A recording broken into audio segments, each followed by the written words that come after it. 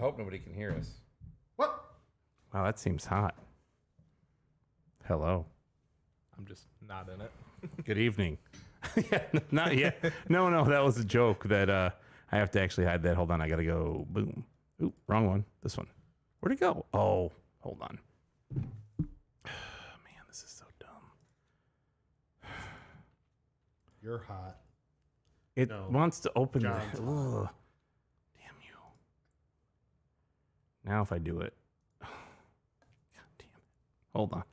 It's so stupid. Hey, there he is. But if Congratulations, you played yourself. Yeah, hold on.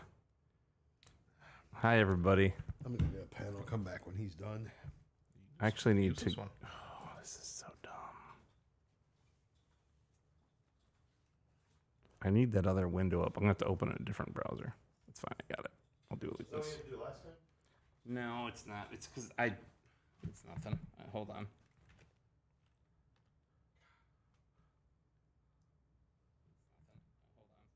Now you can hear us, of course. Pause. I need to go to here, here,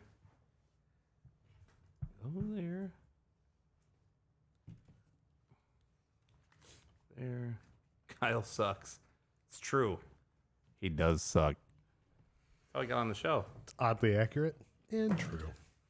All right. So He's just jealous that I'm on the Godzilla podcast and he's not.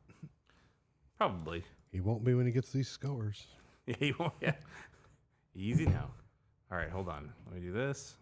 See if I can pull this off and see if this works. Ready? Oh my God. Thanks, Jay, for the vote of confidence. It didn't work. Because now it's sharing that. I can't use Chrome. F off. Okay. It's because of the multi-profile stupid Chrome thing. You know, like, hold on. I don't want to have to go recreate the wheel here, so I'm just going to do it like this. Give me 1 second, guys. I had this all set up and then everything fucking fell apart. That is not going to work because then I have to. Oh, you know what? It will. Hold on, I'll figure it out. Can I help you? No.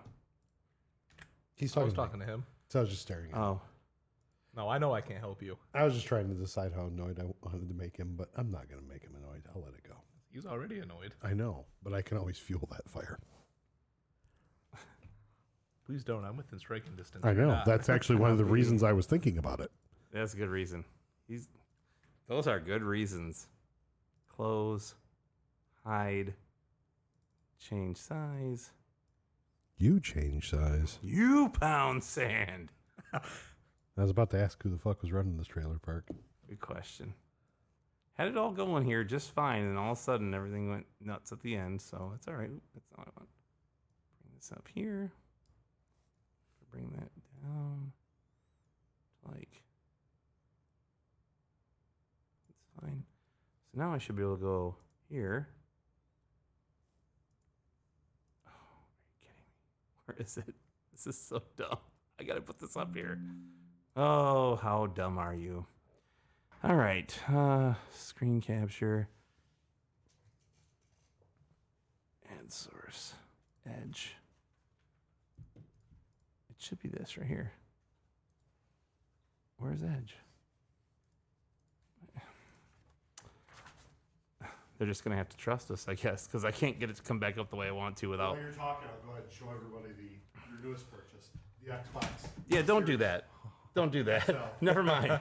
Like that's a tenuous grasp we've got over there. So yeah, You're good. the whole goddamn thing's falling apart. Everybody, yeah, we'll be right on. Hold on. Jesus Christ. Thanks, Jay. Now I have to hit Kyle. Never mind. I'm just gonna have to do it off screen. It's fine. It's just gonna have to work on a different browser, and it's whatever. It's pissing me off, but what are you gonna do? Here.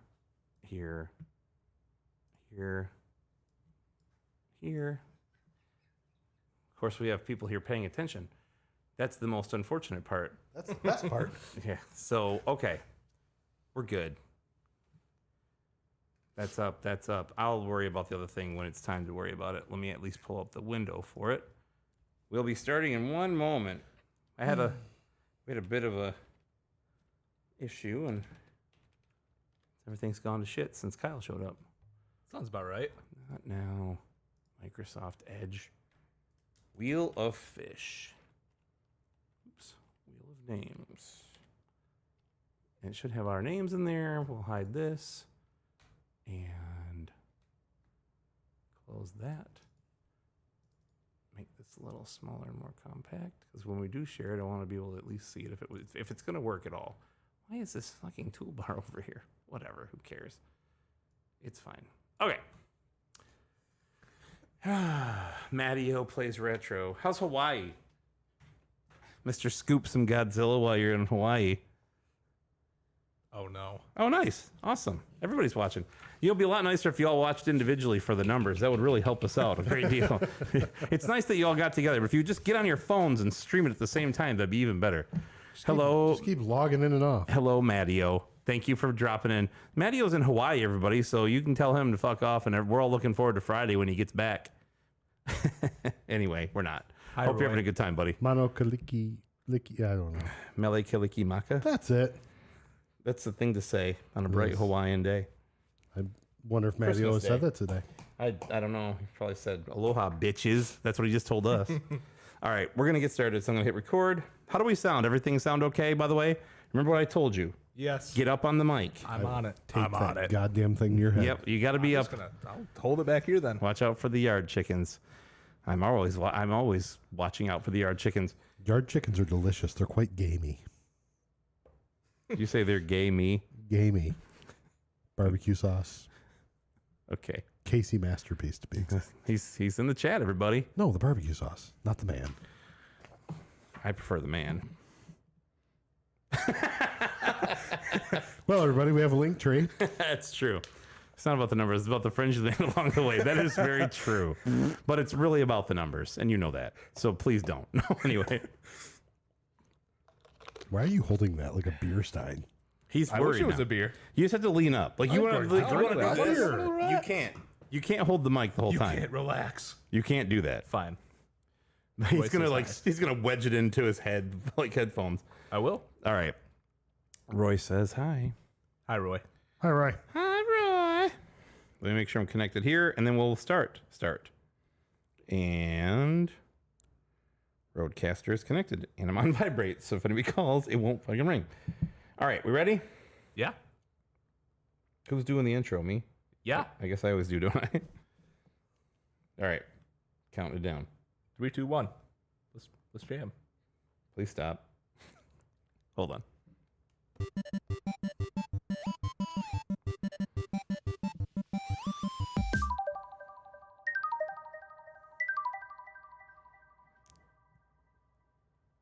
Welcome back to the Lost Joystick Network. Episode 30. They said it couldn't be done. Is this really 30? Yeah? Holy shit. Yep. Someday you'll be 32. Anyway. We'll see.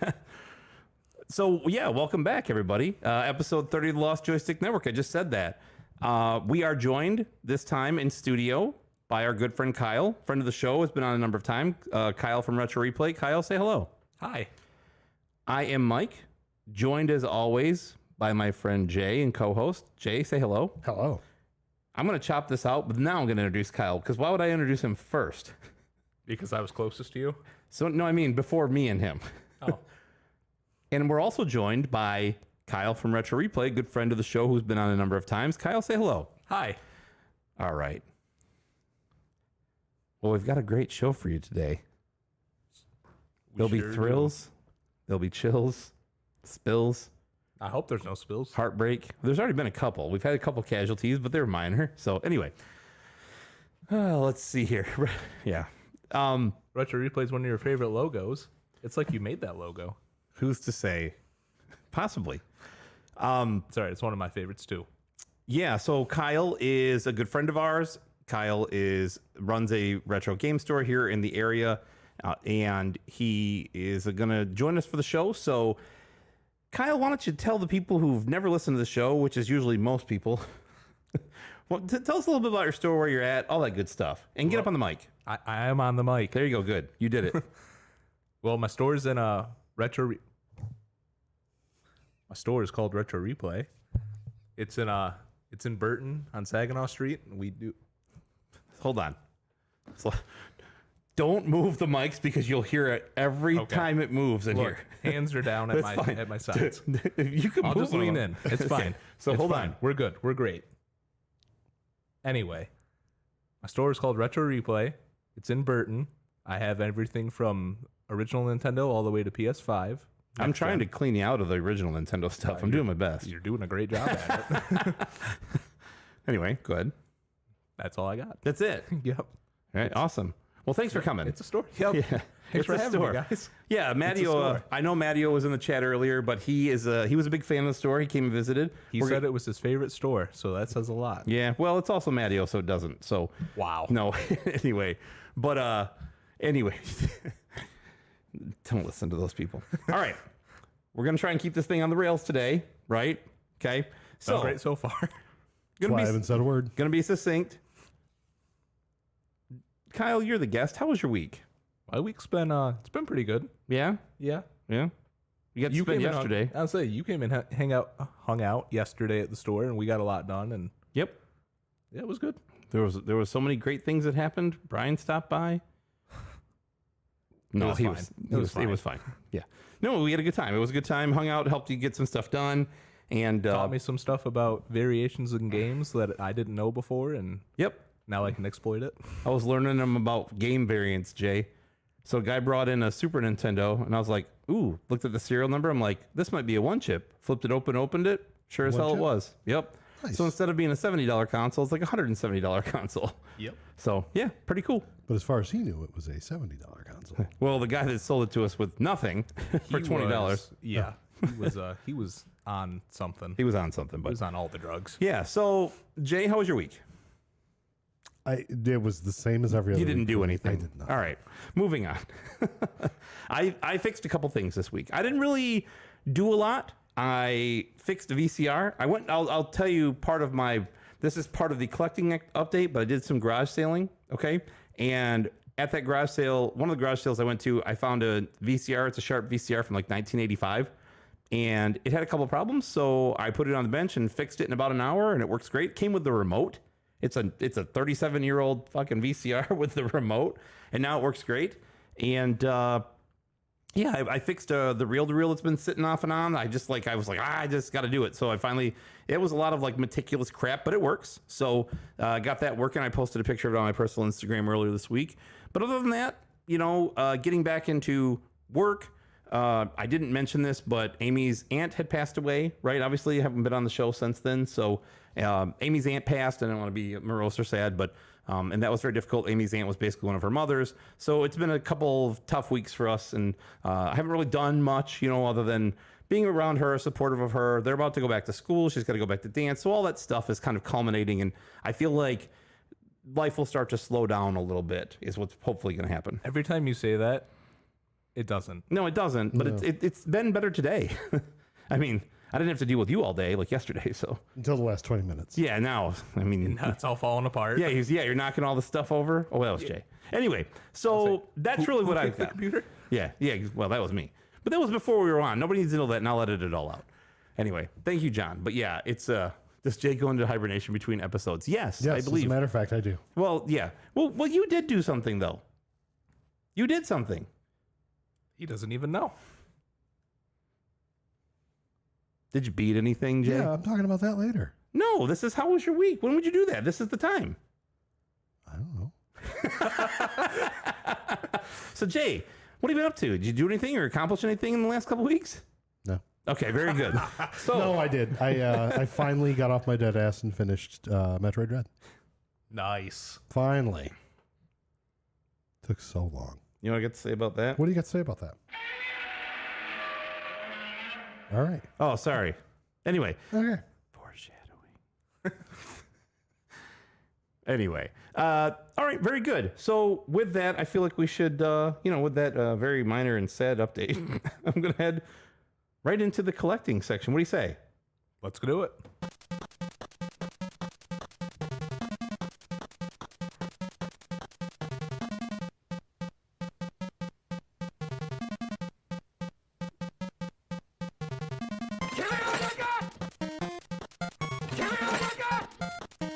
Disassociating? Okay, rule number 1, you never talk over the sounds. So don't do that. You're lucky the rubber hose isn't around. Number 2, Quit it.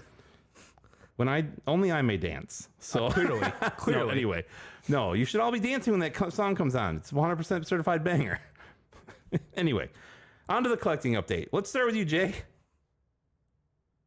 All right, Kyle, what do you got? Actually, I kind of do have one thing. No. I do. Oh my God. So It's happening. Everybody, it's happening. I actually have something. Normally I don't. Well, I kind of do. So I acquired a Xbox Series X. Wait a minute. Damn it. Hold on. What? We got to see this over because I'm going to go. So, Jay, did you pick up anything? Yes, I did. Oh, shit. Ah! Mom!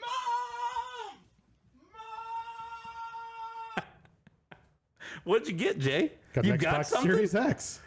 What? Where? I stole it from you. Oh, that's right. Yeah. Well, that's okay. I got the fridge now, so Yeah, the trade-off. Xbox Series XL. yeah.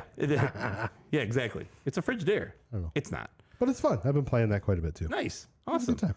Yeah, I had one sitting at the house. I got the PlayStation 5. I hadn't been playing it. And Jay was like, I'll give it a run. Like, I'll fucking take it home. I was like, all right. So brought it up, and you've been playing. What'd you play on it? I just signed up for Game Pass, so just kind of hopping all over, I guess. So I played back for Blood because I love the Left 4 Dead series when I did have an Xbox back in the day. And trying to think what else. I played Dead by Daylight. Didn't care for that too much. So what you're saying is you're a liar Yes. because I asked you what you did, and you said nothing. Yeah. But you I, did. I played games. That's couple. Anyway, that's awesome. I'm glad you're enjoying it. But yeah, it was a good time. Kyle, how about you? You pick up anything recently?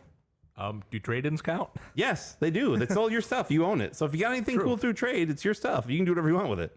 Well, I got like a 7th Xbox Series S in today. If anybody needs an Xbox Series S Or an Xbox One S. or an I'm your Xbox guy. One S, Kyle at Retro Replayed will be the one to just message the show. We'll hook you up. He's got a few in stock right now. Yep. Okay. But yesterday we got a Sega Master System all hooked up and ready to sell. I haven't had one of those since I've owned the store. That's right. You did. We got it all cleaned up, tested, and working, and took a nice little fussy picture and put it up there. And so you got a Master System, 2 controllers, the light phaser gun, and then Altered Beast and Shinobi with no manuals. And then it has Hang On and Safari Hunt built into it. And it was what, $150? Yes. So if anybody's looking for a Master System, we'll ship. You know, I'll get the guy to ship it to you. Don't worry, but let me know. So anyway, that's awesome. Well, good. Yeah, that's good. All right. What about you, sir? Who, me? I never buy anything. Oh my God. Here we go. I'm gonna start with, does it cost more without Altered Beast? Yes. Yes, it's actually more expensive if you don't take Altered Beast. I'm gonna start with the thing I didn't buy. I did not buy. Altered Beast. Well, no, I didn't buy that. Oh, okay. I did not buy the Arkanoid arcade cabinet I saw on Marketplace for $400, and it was pretty nice. I almost did. I was like, and I didn't do it. You should have. I waited, and somebody else bought it, and it was okay. I should have. Damn it! God damn it! Ugh! Anyway, You suck! Yeah. I know. At least it doesn't have a manual. Yeah, exactly.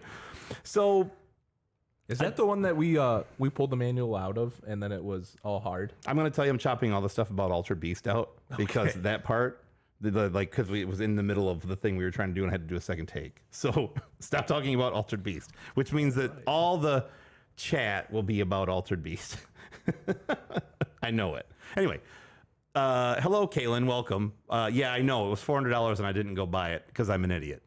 I was like, I don't need another arcade cabinet. Anyway, see? They're always clamoring for the Altered Beast talk. Maybe I won't chop it out now. God damn it. We should change the show to the AB network. It's gotten us the most traction, that's for sure. Anyway, I went and did some garage sailing with Retro Bobby. We went down to Allen Park in Dearborn area, so I drove down there and met with him last Saturday. And man, it was a bevy of garage sales. I would say we hit 50 of them in the amount of time. It was most of the day I was down there. I was down there, got there at like 8. And then we were there till, I don't know, 3 or something like that. But they were all so close and all that stuff. So I didn't really get a lot of video game stuff. I went to one guy's house. He had a bunch of Xbox 360 games and 3 Xbox One controllers. I think I paid $60 or $50 for it. And the Xbox games had the Metal Gear Solid HD 3, and then Left 4 Dead 2 sealed, the Platinum Hits version, and all the Halo games and all that stuff. And then, like I said, I got the 3 controllers, which I'm going to bring to you, but I got that all for $60. Then I got this right over. I probably shouldn't make sure I don't do that, but I got this. If you're watching the stream, okay, there you go. I got the Nintendo control deck that's right over Kyle's head, but I got a Nintendo control deck from Kyle. So I've been taking in some Super Famicom games, leaving them there. You sell through them. You sell them pretty good. Oh yeah, seems like they're selling pretty good. And then basically we just kind of split it, and then I just use the money for stuff like that. So yeah, they've been selling pretty good. I know, it's beautiful. Really nice. The funny part about that box is I now have 2 of the 3. There's more, but 2 of the 3 core variants of that box. The third one is the one I actually had as a kid. The one that had the official Nintendo Player's Guide on it. That was that came with the book. That's the one I actually had as a kid. I didn't have the one with Mario or this one that didn't have anything. I just had the one that came with a book. The person I got that control deck from used to work at Nintendo back in the 90s and just kept everything in immaculate condition. Yeah, it's really nice. She sold me her entire collection, and everything has just been pristine. Yeah, it is really nice. And inside it's really nice too. So, but yeah, and then I got some more Super Famicom stuff. Nothing too exciting. More stock for what I'm doing. And then I got one other thing that I have not mentioned here. And I'm going to go ahead and I'm going to curse myself by mentioning it on the show. I have a Panasonic Q, and I finally won a controller. The only thing I did not have for it is the actual controller that goes with it. I got the gray controller from Yahoo Auctions. Oh. So I won it, and it'll be on its way. So hopefully sometime probably early next week is when I'll see it. So I'll finally have that. So, okay, now with that. I did forget to mention, I did have one other thing I actually did. Yeah, go ahead. It throws me off because I don't ever do anything. You should start writing them in the notes. I'll share the file with you. I should. I wish you would. I need to. Go ahead. Okay, but my buddy, Belt Buckle Jones, that listens to the show periodically, that's right. He actually came into town. We hung out for a little while, him and my old buddy Matt. And he's over in Lapeer. No, he lives up in Vassar. Vassar, that's what it is, Vassar. He's a hike. Yeah. So he's a ways away. Yeah. Cool. So it's cool. That's awesome. Yeah, that was like last Sunday or something, right? Saturday? Saturday. Yeah. Back to the bricks and all that time. Yes. Yeah. Cool. Well, anything else on collecting? Yeah. All right. Well, we've mentioned the last couple shows we were going to do a giveaway. So let me pull that in here. Again, for the people watching the live stream can see, but what I'm holding is a complete in box copy of Super Donkey Kong Country for Super Famicom, and then Street Fighter 2 complete in box for Super Famicom. So we're going to give both of these away. All you had to do to enter was to follow us on Instagram at Lost Joystick and send us a DM with your favorite Genesis game, unless it was Altered Beast. As long as it wasn't Altered Beast, you were entered. So that was specifically said, and I'm sorry, but if you said Altered Beast, you don't get entered. Take like eight people off the list. That's not true. I know. Oh, okay. No, there was only one. Let's not over. Oh no, there was more than one. Anyway, there were some surprisingly good ones on there, though. A couple I didn't think about. I'm going to pull up the wheel of names, which I don't think is going to work. I'm not going to be able to share it and show it to everybody. So this is just going to have to be tough if you can't see it. So I'm going to give it a spin, and we're going to see who wins. But we've got, I think, 11 entries is what we said. Yes. So I'm just going to have to do it. It won't show up because that's all screwed up right now. Ready? All right, here we go. I'll probably cut. Are we going to announce it? How are we going to? Yeah. Well, when you'll hear the celebration, and we'll say the name. Oh, okay. Why don't you say it, Kyle? Me? Yeah. All right. Wait, he'll mess it up. You're right. Wow. He will. Read those names. I know what they are. All right. Jay, you read them. Okay. All right, you ready? Here we go. Am I reading everybody? Okay, you're just spinning it. Nope. Here we go. 9% chance. You're not even entered. Let's see. Oh, is it? Oh, it is Valdor the Great. Valdor won. Yeah, he's the one that says it's rigged, too. I'd give that spin 3.5 out of 5. Yeah, so Valdor... So should we spin it again, since he said it was rigged? Yeah, maybe. I guess. Valdor, what do you think? I mean, do you want us to spin it again? You're the one that said it was rigged. You've already won one of these things, so you want to spin it again? Has he won? No, no silence. Yeah, of course he did. Yeah, I gave it to him. Yeah, he wins. I'm just kidding. Now it's 100% chance, he says. All right, so Valdor, you win again. So Yeah, we're gonna have to have some sort of rule. You can't be a multi-winner, but like back to back or something, because you just won the last 2 in a row. We're going to need more than 7 viewers. Anyway, yeah. Well, hey, look, I'm working on that. I don't see you doing anything. Anyway, all right, moving on. So congratulations to Valdor. It's okay. It's time to get to the topic of the show. And Kyle, you're the guest. Why don't you tell everybody what the topic of the show is? We are covering Godzilla. What was that? Godzilla. I'm sorry, one more time. Godzilla. Damn, that's loud. It was supposed to be loud. I'm supposed to talk over it. Remember the rules. Anyway, yeah. So we're going to talk about Godzilla somewhat holistically at first. Kyle wants to go over a little bit about the movies, and then really we're going to concentrate on the 2 NES games, right? Yes. So we're going to talk about, if you will, the Godzilla 1, which is Monster of Monsters, and then Godzilla 2, which is War of the Monsters. So Kyle, the floor is yours. Tell us about Godzilla. And get up on the mic when you do it, because I don't want to have to edit. I'm on it. There you go. Thank you. All right. All right. So Godzilla Gojira was released in 1954. And that kicked off the Showa era that ran from 1954 all the way to 1975. So the what era? Showa. Okay. Got it? Yep. Go ahead. And that was until 75. Yes. That was a long time ago, 1975. It was very long. Can you imagine being born in that year? No, Yeah. because I wasn't. Whew. Go ahead. That was all right. Anyway, and then the Heisei era started in 1985 and ran to 1995. Okay. So that was all like the 90s, and it was great. That's peak Godzilla. Anyway, Okay. and then there was some TriStar Godzilla in 1998, which is terrible, but that kicked off the Millennium series for Toho that ran from 1999 to 2004. Mm-hmm. And then there's the Legendary Godzilla, which is 2014 and ongoing. Okay. So let me ask you this. Yes. Of these eras, let's say I can't read them because you've scrawled them in some sort of hieroglyphic I can't understand. Let's start with the first one. What's your favorite movie from the first era? From the first era, I'd say the original. The original? Gojira, it's perfect. Yeah. And then what about from... All right, so from the Heisei, I would say Godzilla versus Destroya, which was the end of that era. like the last one? That was the last one, and that's where Godzilla dies. Spoiler Hey, alert. listen, you can't... Man, you can't say spoiler alert after you do the spoiler. This movie's been out for how many years? It's fair. Okay. And then you said which era is the best?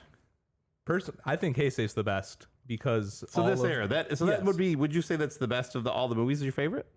I wouldn't say it's not my favorite personally. My favorite is Godzilla against Mechagodzilla, which came out in 2002. Ah, very good. But Heisei, those movies all had like an overlaying story through all the movies. Okay. So it was good. And then I would say that the worst Godzilla movie would be Godzilla's Revenge. Yeah. From the Showa era. Yeah. God awful. Okay. All right. You're getting called out in chat, my friend. Didn't even mention the Reiwa era of Godzilla. Zach, what is that? It's where does the anime fit? The anime. Okay, so the show Singular Point is pretty good, but the anime trilogy that Netflix released sucks. Okay. And then Valdor says, does that include the 1999 Godzilla we talked about with That's the TriStar Godzilla. with Matthew Broderick, we said, right? Yes. Okay. That's a lot of fish. Yeah, Watched it- same. Watched this place in theaters and fell asleep both times, says Valdor. Oh, there's Shin Godzilla too. I completely forgot about Shin Godzilla. this- That came out in 2016. This whole segment is fucked, is what you're saying. Anyway, go ahead. All right. So, all right, and then you just have like an affinity for the movie. That's what, just to give everybody some background, this was Kyle's idea. He wanted to talk about Godzilla holistically. Obviously, we can't talk about all of the games. We had to narrow it down, and all we ever do is talk about NES. So we're just going to talk about the NES games, at least the core things we generally do. Yes. But yeah, this was really, and thank you for bringing some of your stuff. You've got I like this guy over here. This is the 2004 Final Wars Godzilla. Yeah, he looks good. And then I don't really care for the Funko guy. The Pop Funko one, that's the 2014 Legendary Godzilla. Yeah, I can't wait till As is the one that's doing the breath. I can't wait till those things wind up in the landfills like the Beanie Babies. It's going to be great. Anyway, Inspector Gadget was in Godzilla. It's true. Yes, Matthew Broderick, Inspector Gadget himself. The thing he's best known for, actually, I think, is Inspector Gadget. He was also Simba, What is that?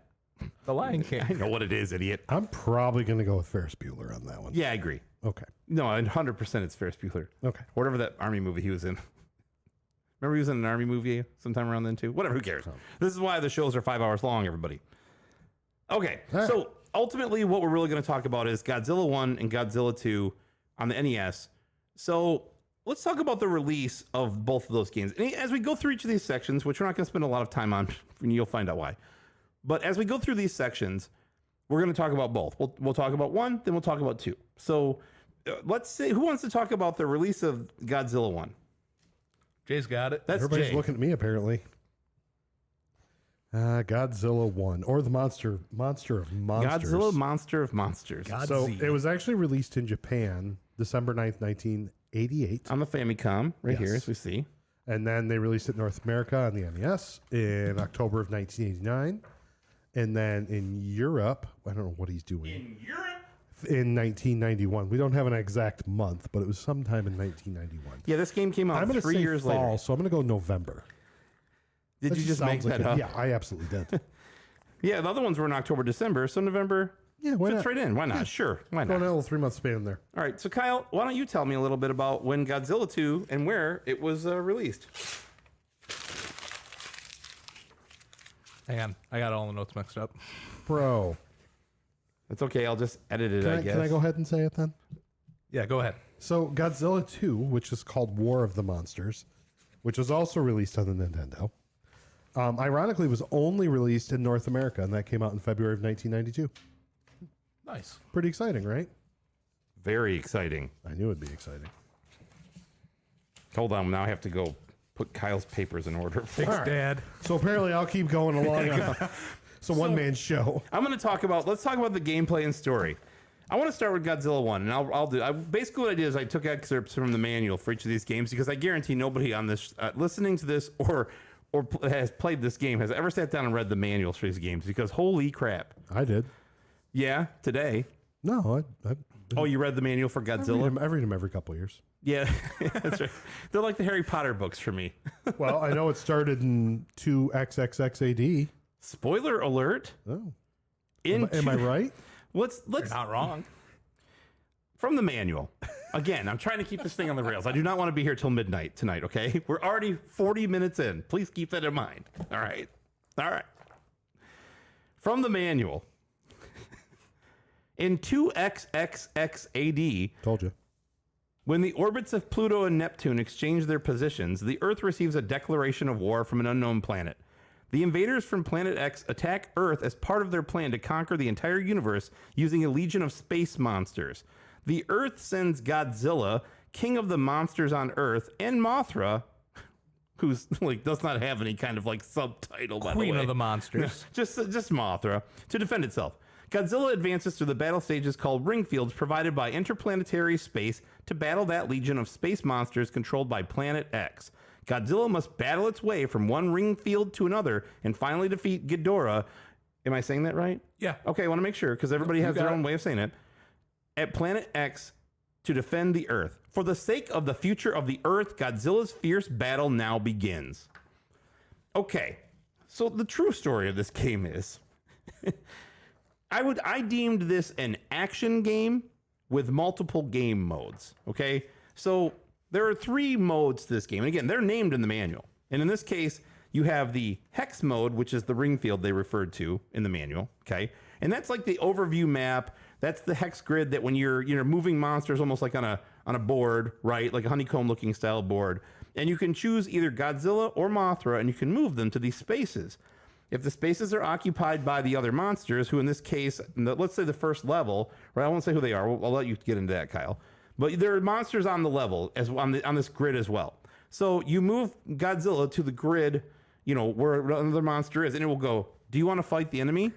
And you can say yes or no. If you say no, it's like, tough shit. Do you want to fight the enemy? And you're like, no. And it's like, seriously, bro, you need to fight the enemy. So you choose to fight them, and it takes you to the side-scrolling mode. So the next mode is what they call a battle mode, and it's the side-scrolling platforming aspect of the game where you are either Godzilla or Mothra, and you are traversing through, and I believe it is a self-side-scrolling, right? Like it does it on its own.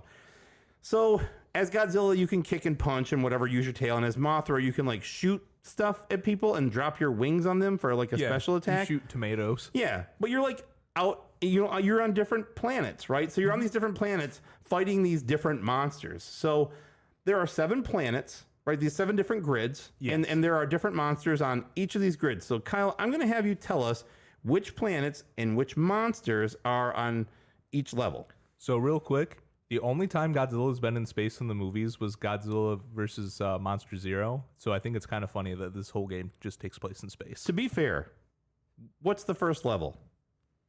Earth. Okay, and how many people do you know got past the first level of this game? Not many. So then, Kyle, I don't think a lot of people have ever seen him fight in space. To be fair, they're like, "Well, this is terrible. I'm sorry." Like, If they watched him fight Monster Zero, they did. Maybe they did. The odds were probably better of that. than Much, being in I the would game. say much. Even with the people that are listening now, I would say much better. I know some have. Okay, I have. Others have. But anyway, so yeah, first planet is Earth. Who are your targets on Earth? The targets on Earth are Godzilla and Mogira. And what's interesting about those two? So Nothing. neither of these monsters at the time of the release of this game have ever been in a Godzilla movie or had anything to do with Godzilla. So Godzilla was in the movie called Space Amoeba, which came out in 1970, and Mogira was in The Mysterians in 1957. But they weren't like, again, No, you're like starting they're- the game off, and this is your And first there's level. just these 2 monsters that have nothing to do One with Godzilla. looks like a giant squid who can It looks corner like you. a cuddle monster. Or The big- cuttlefish. You know what a squid looks like, right? Though, right? Yeah. Okay. Whatever he looks like, I don't care.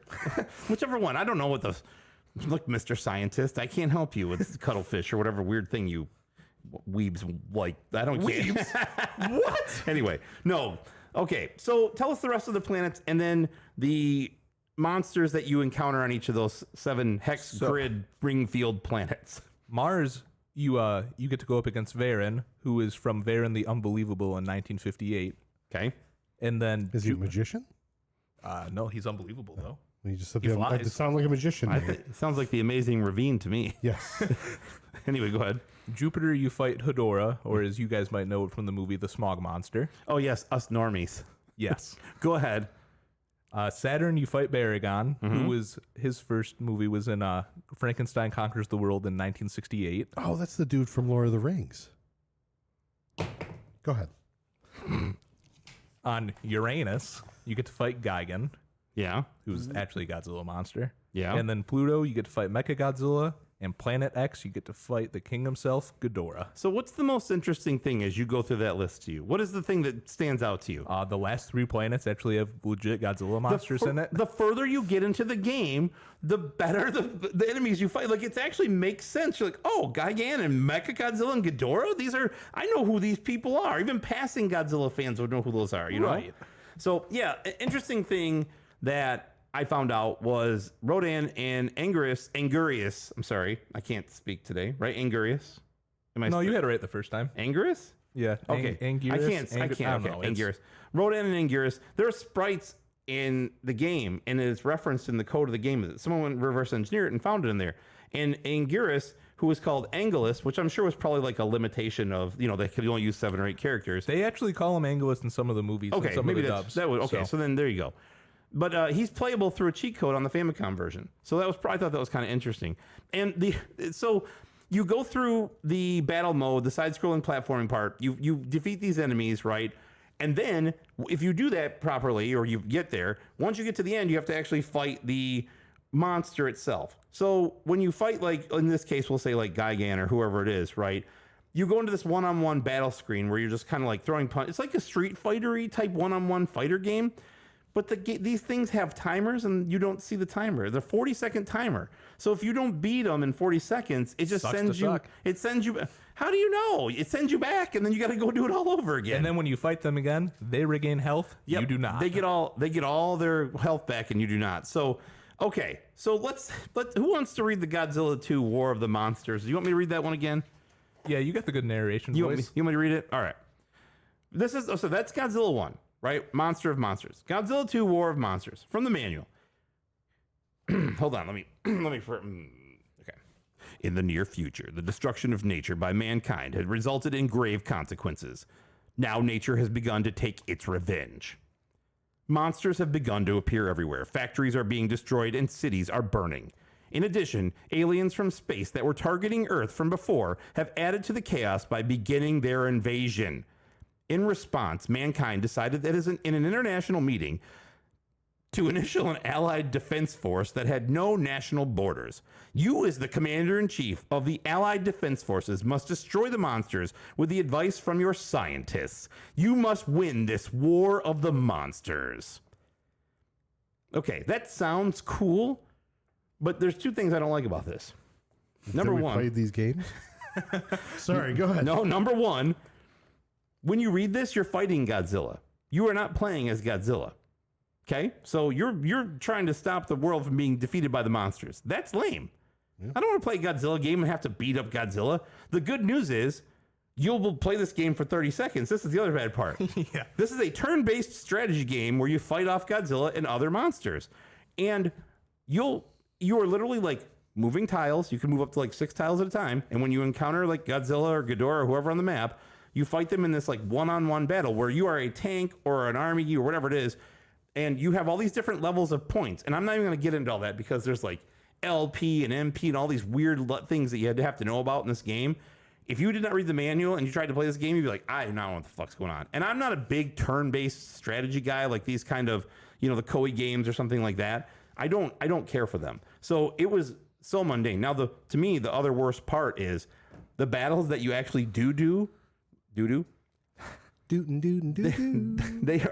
are conducted through a convoluted slot machine system where almost if you imagine like Mario, when you're trying to take those three they all slide together and you're trying to form a star or a mushroom or whatever.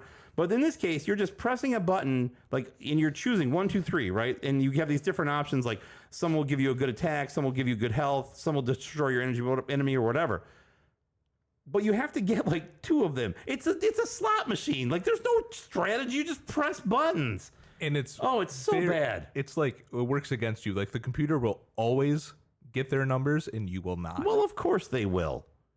Of course they will. Yeah. Anyway, so yeah, that's a little bit about the gameplay and story of Godzilla 2. We're not going to spend a lot of time on Godzilla 2. I spent all of like 3 minutes playing it and I was like, I've had enough. Well, if you want to speedrun it, we'll talk about that in a minute. Okay, so let's talk about the background and development. Jay, why don't you tell me about the background development of Godzilla 1 Monster of Monsters? You got it over there? Yeah. Are you sure? Oh, you actually really wanted me to talk about it. Yeah. Your name's Jay. Making sure. Are you Jay? Yes. Okay, cool. I was just being smart. I know. Sarcastic. So, wow, I'm on the wrong one. Oh, but it's only a problem when Kyle does it. Well, of course it is. No, it's a problem when Jay does it too. Don't worry. You missing a page there? It's this one. It starts with the battles. Battles are conducted. Mm-hmm. That's it. That's why. Oh. That's not Godzilla 2, my friend.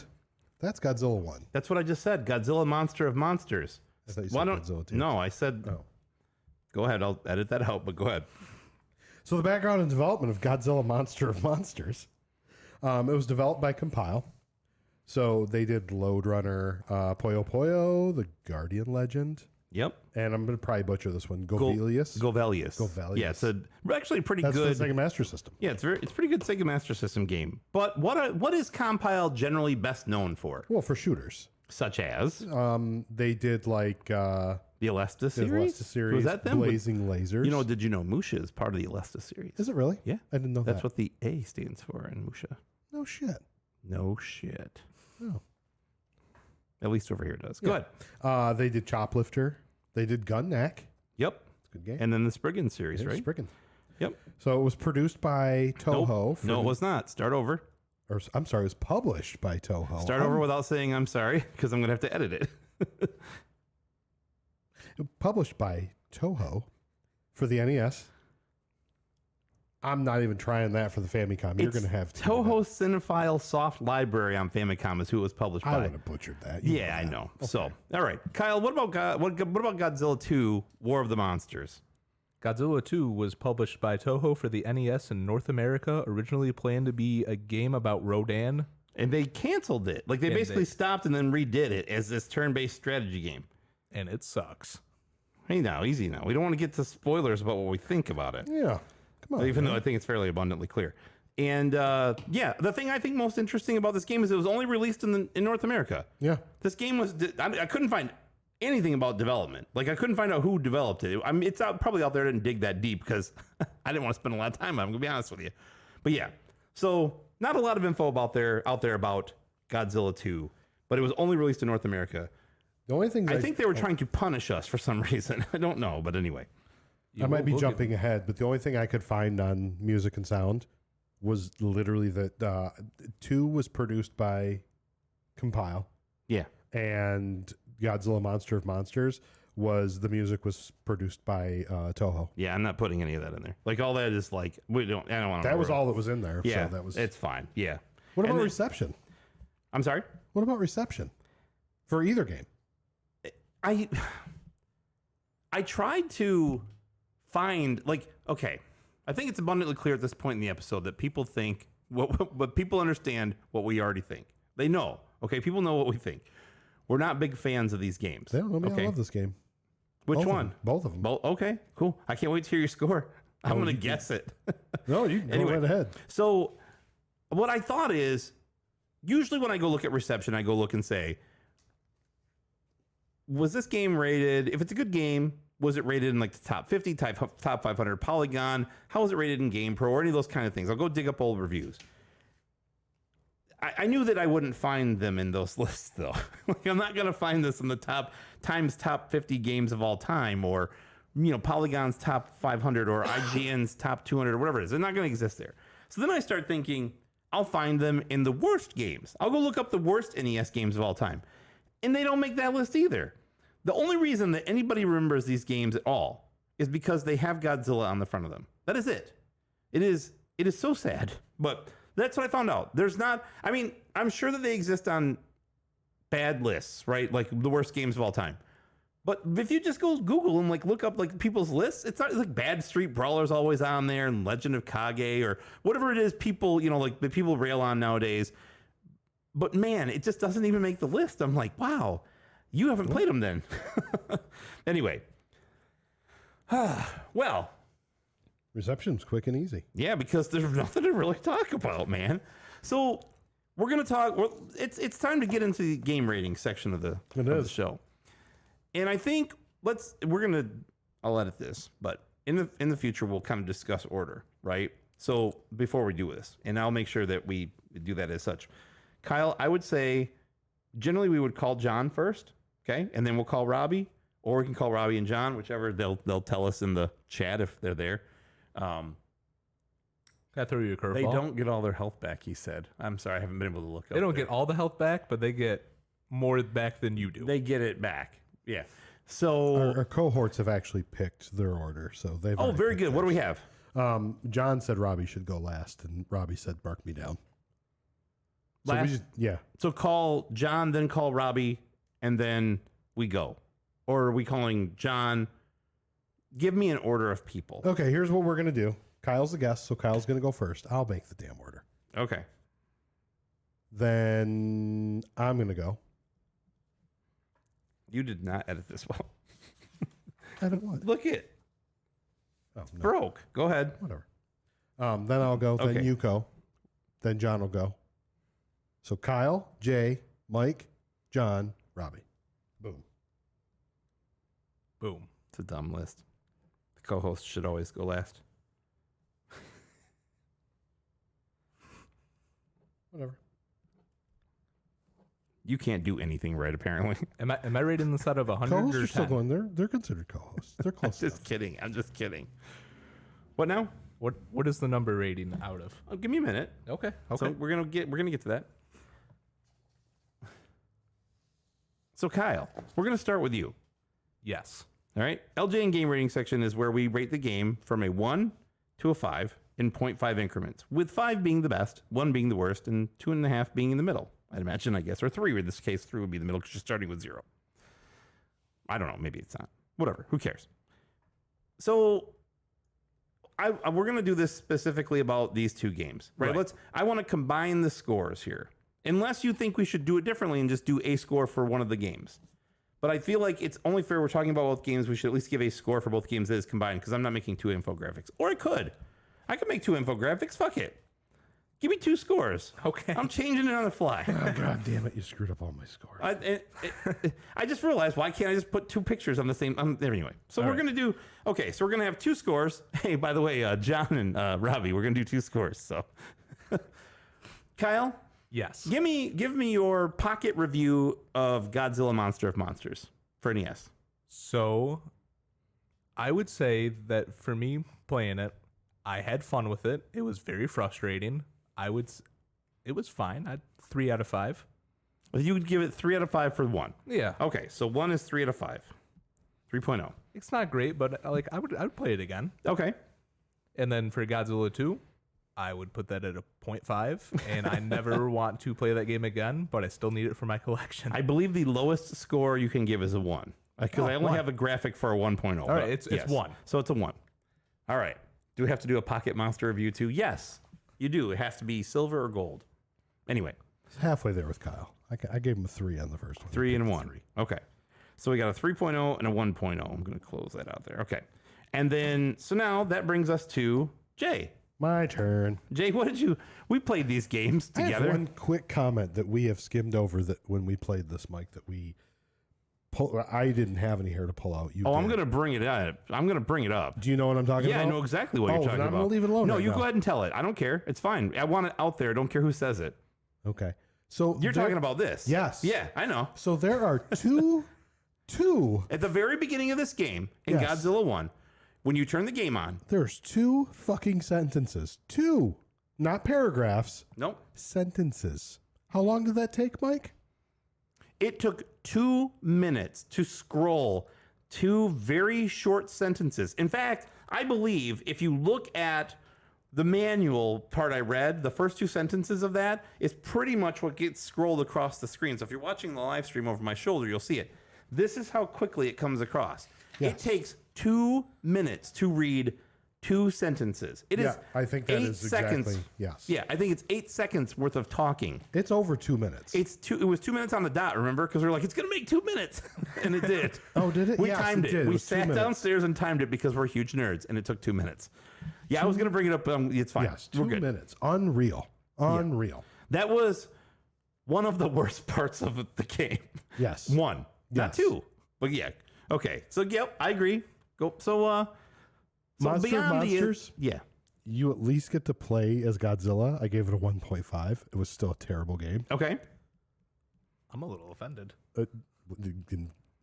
Buckle up, boy. Godzilla 2 War of Monsters, since you said I couldn't give it a 0.5, I will give it a 1. 1.0. That game was trash. All and right. just for the I'm with you on record, that since one. everybody is talking the AB, that score, I want to recant my score from the previous infographic and bring that up after playing Godzilla.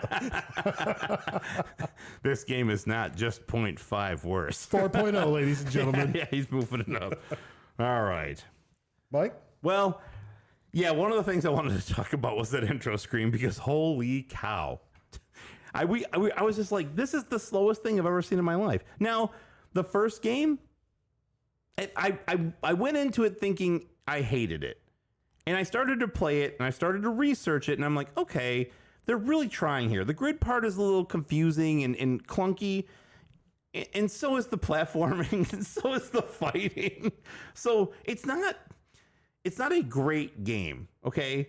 But I'm going to give it probably, man, I like the fact that, like I said earlier, the further you get into it, the better it kind of gets. Like the enemies that you fight, and they're more, what's the word I'm trying to think of? Recognizable. They're more recognizable, right? So I like that. It seemed like they were trying for something fun. They just didn't quite spend the time or whatever. It's clunky.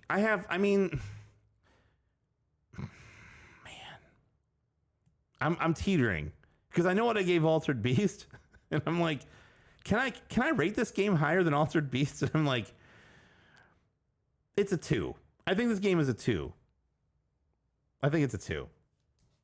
I reserve the right to change that before I get to the end of my next review, which is a 1.0 for Godzilla 2, the turn-based strategy game where you are the army attempting to defeat Godzilla with a slot machine. It is a 1.0. If I could give it 0 stars, if I had more hands, I'd give that game 4 thumbs down. I cannot stress to you people how much you should not play that game. I tried to do some research by not playing it, by just like watching a long play of it, and I was like, this is the most boring. I fell asleep at my office yesterday, or no, 2 days ago. I was like laying there watching, I was like, because the music is terrible too. Everything about it is bad. I was just like, I woke up, I was like, what happened? I look, I'm like, it's still playing? Like this guy, there's a guy on YouTube who did a series about Godzilla 2. It is his favorite NES game. And he breaks down, one of the things we didn't talk about because nobody cares is, there are 12 campaigns, all of which in that game you can choose at any time. So when the game starts, you can choose the final battle. You can just go, you know what, let's get to the end of the game, which is, you know, probably will favor the developers for doing us, but neither here nor there. So you can literally choose any of them, but each of them take like a half an hour for this guy to describe and talk about. And I was like, oh my God, we're only like on scenario 3. And there's 9 more? No, I can't do this. How depressing is it to know that's somebody's favorite game? I died a little inside. I'm not going to lie. 677 licensed Nintendo games. Well, now that easy is now. your number 1 game. Not according to Tyler or Johnny. 676. Either way. It depends on no. 678 or 800. 640 or whatever number they came up with. Well, either way. Anyway, we'll go with what we consider the licensed set, and that was that many games to pick from, and even if you pick the unlicensed, even if you picked like I've got to imagine what were the games Robbie just recently played that were trash. You're talking about all the Color Dreams and Those Wisdom have Tree. to be better than that. They're not. They're not. Oh. But that's because the type of game also makes it uninteresting. I will say this: every game is somebody's favorite game. Every game out there. There's a person out there that will say it's their favorite game, whether it's ironically or seriously. They will say it. So I will say this: and Valdor, yeah, some are, but mostly not. See, Valdor says every Godzilla game sucks, but by virtue of being Godzilla games, they are awesome. Okay, I get what he's saying, and I'll say this. Man, I want to argue. I think he's talking about of this era. Not as we get it, because there are good Godzilla games out there, but they are more modern. Okay. If you were a fan of Godzilla, which was a tough thing to do in the late 80s and early 90s in the US, but if you were, and you went to the store and you're like, oh, Godzilla, the box art for these games are awesome. The box art for Godzilla 2, if you look at that cartridge right here, it's badass, man. He's like, what? He's like, you know, he's doing the whole, you know, that thing, and like you're just like that thing. The roar. that makes a little more sense. He's doing that thing. Yeah, the roar. That know thing. Exactly what you're talking about. The roar. That thing. Yeah. But anyway, that's the thing. But it looks awesome. I'm like, and then you would take it home and be like, what I have been duped. like, I just feel like I bought magic beans from somebody is what it feels like. Like, seriously, like, it's so sad. But anyway, so yeah, 2.0, 1.0. That's it. I'm going on record. So. Yep, I struck out then. Yep. Yeah. Playing this game, we all struck out. Let's give John a call. The KC masterpiece himself. It's not KC masterpiece. He is an iPhone. Okay. Zach, I agree with you. Save the Earth is fantastic.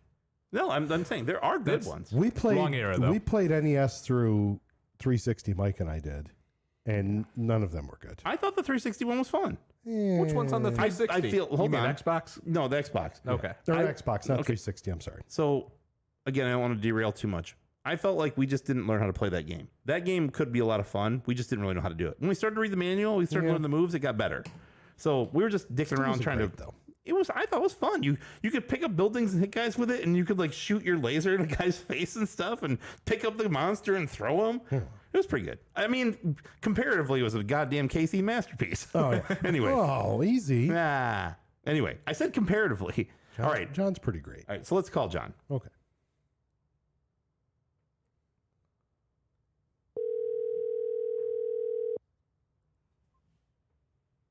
Boy.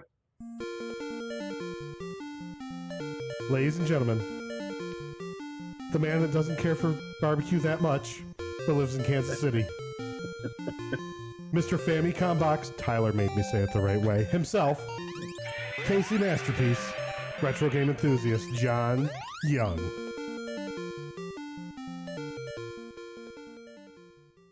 I like that you made it sound like a repackaged Green Day song on the Godzilla 2000 soundtrack. Yeah, I was going to say, they were on that soundtrack. They were. Thank you. I think they had Brain Stew, which was just a song about getting stoned, and then they just put Godzilla screaming in the background, and it's like, yeah, it counts. Yeah, it works. It worked for me. I bought it. I'm sure they still made millions off it. Yeah, probably still are. Yeah, too. I'm sure. True. Anyway, John, how are you, bud? I'm doing pretty good. Good. Yeah. I would throw in some anecdotes, but I don't want to get yelled at for making the show go. You're listen, you've had a Trust lot. me, I already have. I've tried to drag things out of them, and then they go, oh yeah, I actually did play video games. Then I got an Xbox Series X. Convenient. Whose voice were you mimicking there? Because it was so close, I couldn't tell which. It was me. I was trying to whose voice it is. Back to the kitchen. I smell something burning. Anyway. Oh, wow. How did the cat get so fat? Anyway, no, please regale us with your anecdotes. No, I don't have any crazy anecdotes. Good. But now, I did pick up a pretty awesome game, Bad Dudes versus Dragon Ninja. I which saw. Yeah, nice little complete box UK version. Gotta get that. Yeah, and if you're wondering if it fits into the 277, it doesn't because it's PAL. And even if it did, it's just Bad Dudes, but they called it versus Dragon Ninja, but put Dragon Ninja all as one word so they could put Ninja on the box instead of calling it Heroes. Right. Because if you called them Dragon Heroes, then it wouldn't make sense. But it's nice. It's got Karnov, bottom left corner. So everybody knows that he's in the game. Yep. He's probably the selling point. He's a key. I feel like he's got to be more popular in Europe because he was on like the whatever, the Sinclair or something, right? Right. No, I mean, let's first of all, yes, he would have had to have been more popular in Europe. So, I mean, that's. Oh yeah. Anyway. Don't think they had a choice. Something is more than zero. Got it. Yeah, exactly. How was the show? You did the Casey Gaming Retro? Oh yeah. Barbecue? It was great. It was surprisingly pretty busy. I sold about 400 Famicom games, which, put a significant dent into my duplicate. Didn't you bring 1,200 or something? Yeah. Okay, so a third. I sold a third of them. That's not bad. No, it's not. It's just that he had 1,200 extras. This is what I was getting at. I fear for my own life. But he has 400 less. Jay, I'm very concerned about my own personal life, and that's why I'm asking.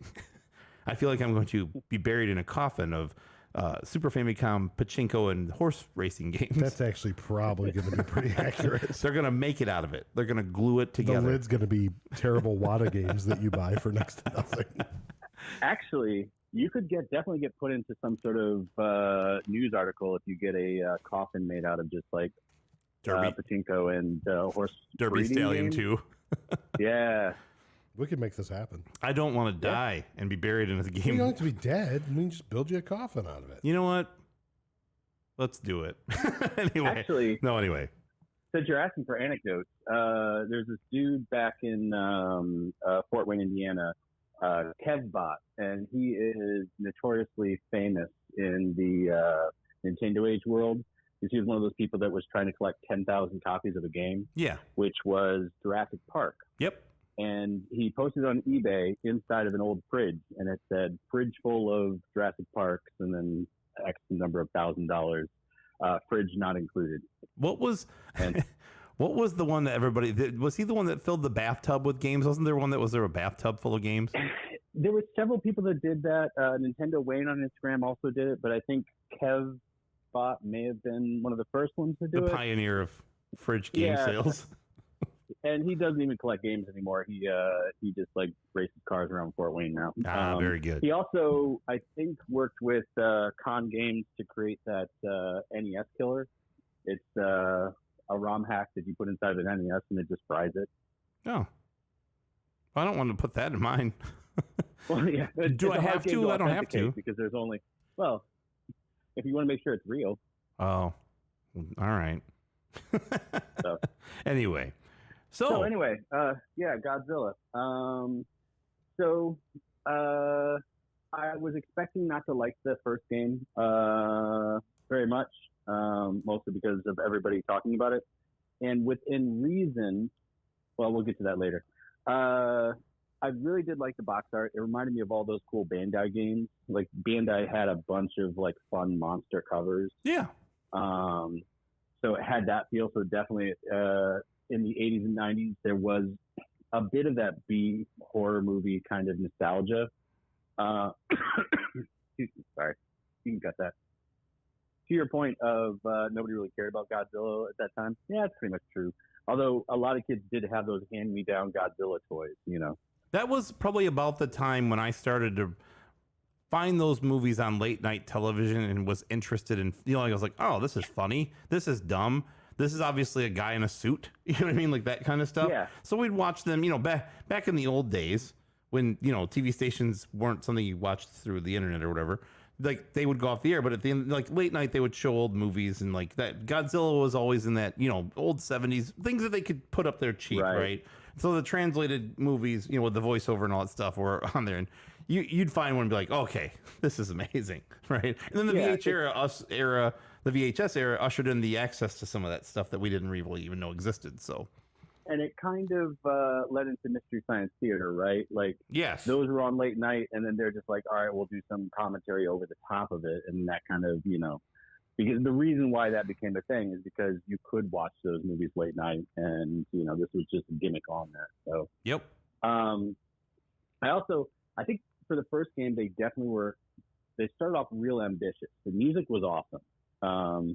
Like I feel like the music, well, awesome. It was really good music for what I would expect from the game. And that's like saying, wow, the car's not in nearly as bad shape as I thought it was when they totaled it. It still can't drive it, but no, anyway, go ahead. I would say that, especially compared to the second game's music, like that first game was super ambitious. Each of the boss battles had like its own like theme song, which I assume has something to do with the actual bosses. Because Jay, you were saying this is sorry, never mind. We don't need to cut that too.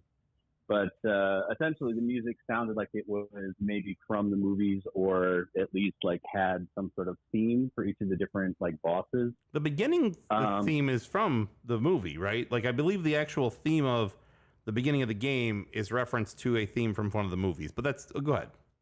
I believe it. But it definitely felt like it was super ambitious, and they had to pare it down. Like they're like, all right, we're gonna have this like chessboard where you're gonna have to like figure out who you're going to fight. You get two options of monsters. And let me ask you a question as you talk about that, and I think about it. Why have the grid? Why not just have the platform and then interact with the monsters? Why have the grid? Because it was kind of like a cool like strategy type thing. I think that's what they're going for. That kind of what's strategy. This? Like, how is there strategy involved? And you just walk up and go, "Do you want to fight this guy?" Yes. Oh, I didn't say that they succeeded in what they were trying to do, but originally, very good. Okay, fair enough. It was super ambitious. They were thinking they were going to do something with it. And it was like, how do we make this work at the end? I don't know. Walk up and say, "Do you want to fight me?" Yes. You know. Yeah. Same thing goes for the level design, because there's a lot of repetition in this level design, which is one of the things that holds back.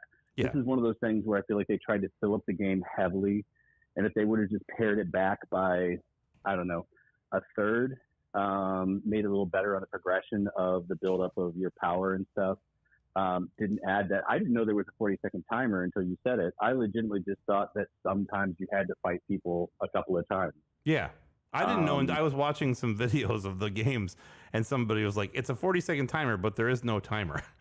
And I Yeah. was actually reading it, and like I think it was Game Facts or something like that. I read it as well, but yeah. Okay. So, but a lot of those levels are just repeated.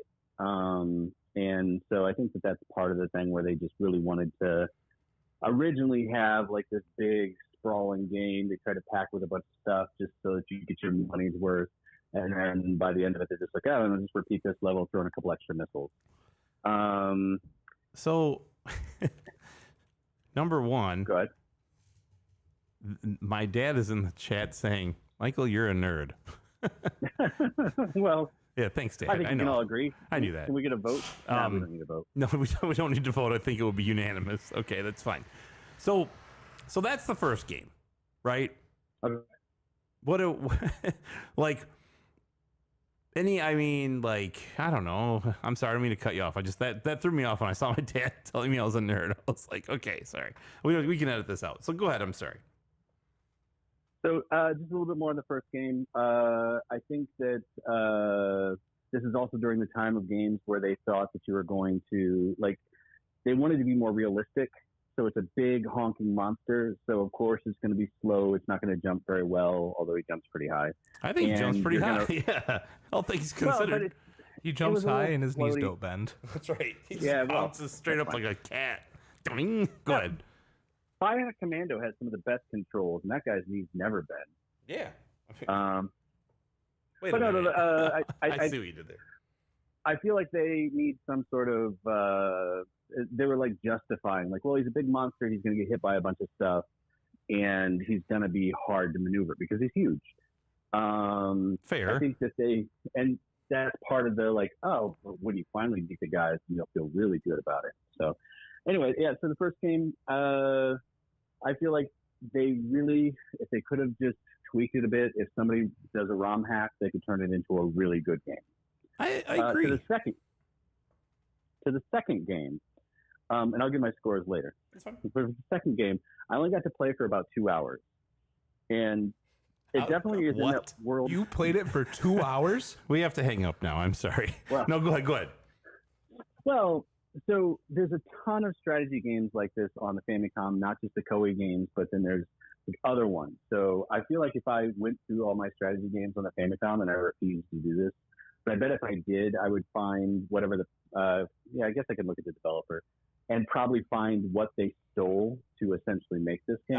Yes. Because they do that sort of thing. There's several games where, they get heavily modified and just like released. But I feel like it could be a good game, and maybe the strategy is getting the right, board pieces to fight the right monsters, so that probability, Like whatever Stratego? So the slot machine aspect of it just doesn't really affect your gameplay. It's if you chose the right weapon against the right person. I did try to watch a little bit of a playthrough from your suggestion, Mike. One, not many people are doing playthroughs of this one. And Yeah, two, there's really not. Weird. I guess you could play as Mothra, and I guess you could actually kamikaze, like something, or maybe it was a nuclear bomb on Godzilla or Yeah, something. the A bomb. There's an A bomb, and if you're within 5 grid things of it, it'll affect him. But if he's not a dozen or whatever, I was like, oh my god. Go ahead. So no, and so it seems like maybe similarly to the first game, but not nearly as accomplished. They had lofty ideas about what they were going to do with it, and then just didn't succeed. I do like the idea that man has been destroying nature, so the monsters are going to come to destroy man, and then everybody gets together and is like, no, we're going to kill the monsters so we can keep destroying nature. I like that whole theme. But yeah, for the second game, maybe if I understood the strategy a bit more and actually spent a lot of time playing the game, then I would like it more. But that music, man. Oh. Low effort. Yeah, Low it effort. It would give Magnax, a run for its money, for sure. I would agree. There's a reason I didn't put it on the Roadcaster, because nobody needs to hear that ever.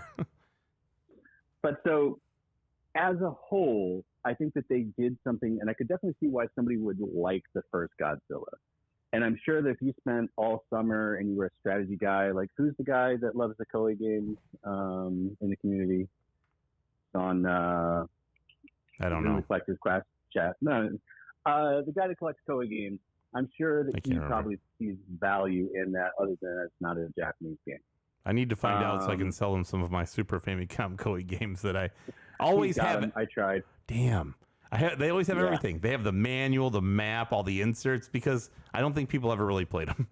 Go ahead. Well, or they really respected them. Yeah, fair. For the first game, I am kind of on the border here. I gave Alter Beast a 2.5 since this is kind of a follow-up to the Alter Beast episode. Right. And I feel like, for me, this is a better game than Alter Beast. Just to keep those comments coming. But it's a high 2.5. I can't give it a 3. Yeah. For the first game or second game, I could see myself giving it a 2 if I played it more and figured out some sort of fun, like turn-based thing going on here. But just based on what I played, what I saw, and the fact that nobody is, other than the one guy you found, enthusiastic about this and doing a good playthrough, from my very little research, I'm going to go with a 1.5. 1.5. All right. Well, that's higher than I thought. And it's, so that's okay. To me, like, I've definitely played worse games than that one. But not much worse. I mean, I could see myself potentially liking this one. So if I played it a lot more and realized, no, it's just all dog shit, then okay, I could drop it. But no, I think 1.5 is a solid score for this game. One of my There's somebody out there that likes it. Yeah, one of my biggest issues is I don't necessarily love turn-based strategy games to begin with. And then this one is just kind of like not a good one. So, but whatever. Yeah. No, and that's just at the time there were some good turn-based strategy games out too. So I mean, it's not even like because like Fire Emblem games were around that time. There's also Famicom Wars, which was the Advanced Wars for the Game Boy Advance. Yep. Is Famicom Wars is the first in that series. So there's definitely better. And on PC there were a ton, right? Yeah. Too. What is it? Lords of the Realm 1, I think, was around that time too. Probably, yeah. I think that was about that time. So anyway, I am just go ahead. I would say that. Sorry, I just lost my thought. You go ahead and say what you're going to say, and I'll jump back in. I'm sitting here by myself because Jay has gone off to take some sort of work call, and Kyle has gone to the bathroom. So it's just me and you, John, and the people in chat. Feel free to cut this. And I seriously do not feel bad about this at all. But I have noticed that when Robbie's on, nobody's taking breaks. But when I'm on, it's break time for everybody. First of all, I never take a break on you, okay? So, have you watched the last 2 episodes? Well, the last episode, I huffed off. That was different. Okay. I mean, it was not because of you. It was I was being a big baby. But no, maybe I did joking. The one before. I don't remember the other one. But anyway, no. It's pretty much everyone I've been on of the last 30 episodes. I can say, back to a serious note. It's a disturbing trend. Go ahead. Unlimited Saga for the PS2. I know this is a Nintendo podcast for the NES, but I'm gonna throw this out there. That had another system like this where like they tried to shoehorn in like good ideas they had, and then just put like in an overworld map where there's like we didn't have enough time. Here you go. They actually did that one really well. So I definitely kind of feel that same thing with this, where like they had ideas, and they maybe even like had like a system set up as a placeholder, and then once they had to release the game, they're just like, well, the placeholder is good enough, make it work. It's fine. Yeah, deal with it. and that's to the Robbie's point, like the Color Dreams games, like they never even play tested them to say somebody could find value in this for some of them. Whereas with these games, I think they did. I think they actually, whoever did Godzilla 2's strategy mechanics.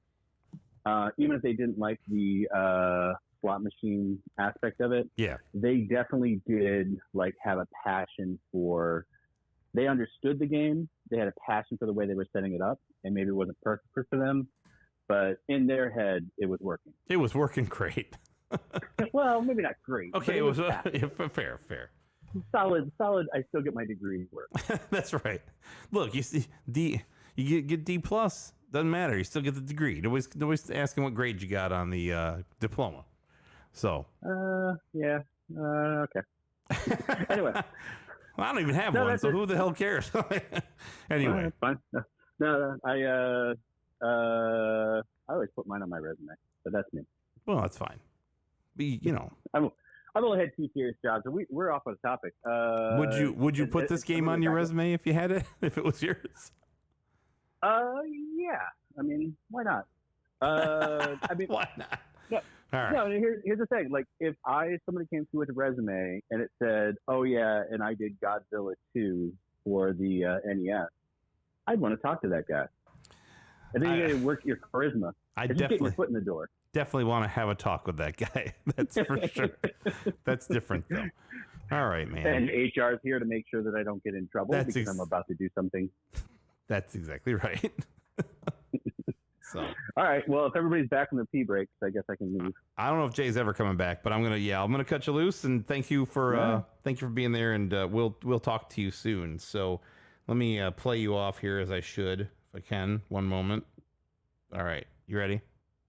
Okay. All right. Hold on, I got to turn the volume up. Oh, what happened? Oh, that's I wish that was your theme. That's such a good. This never happens to Robbie. Just saying. No. Everybody left, and now I'm distracted. So I'm sorry. You're right. It doesn't. No, you know what? We need to treat you better. This is not fair. Oh, that's fine. That's fine. That's why HR is here. It's inequitable. All right. There we go. There we go. The KC masterpiece himself, John Young. I'll call him that. Jay is not here, so I can call him whatever I want. Mr. Famicom Box, the KC masterpiece, John Young. Kyle, thanks for coming back. Oh, you're welcome. I don't think Jay's coming back. That's fine. So let's give our friend Robbie a call here. Let me get this all queued up so I don't make the same mistakes I always make with John. Let's see here, Mr. Coleman. First of all, to catch up on chat, Robbie says, "You've played this game for 2 hours?" I was just as shocked as the rest of us. Honestly, same. All right, here we go.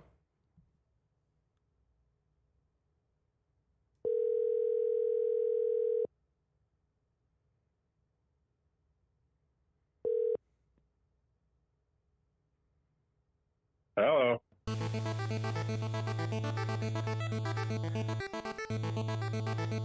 And now, the Minister of Defense and Grip King of Chicago, Mr. 8-Bit Supremacy, Robbie Coleman. I'm bad. We really got to work on John's intro because yours is really way better. It's not fair to him. Yeah, It's not fair. it is. It's not fair. No. It's so hard to top that song, though.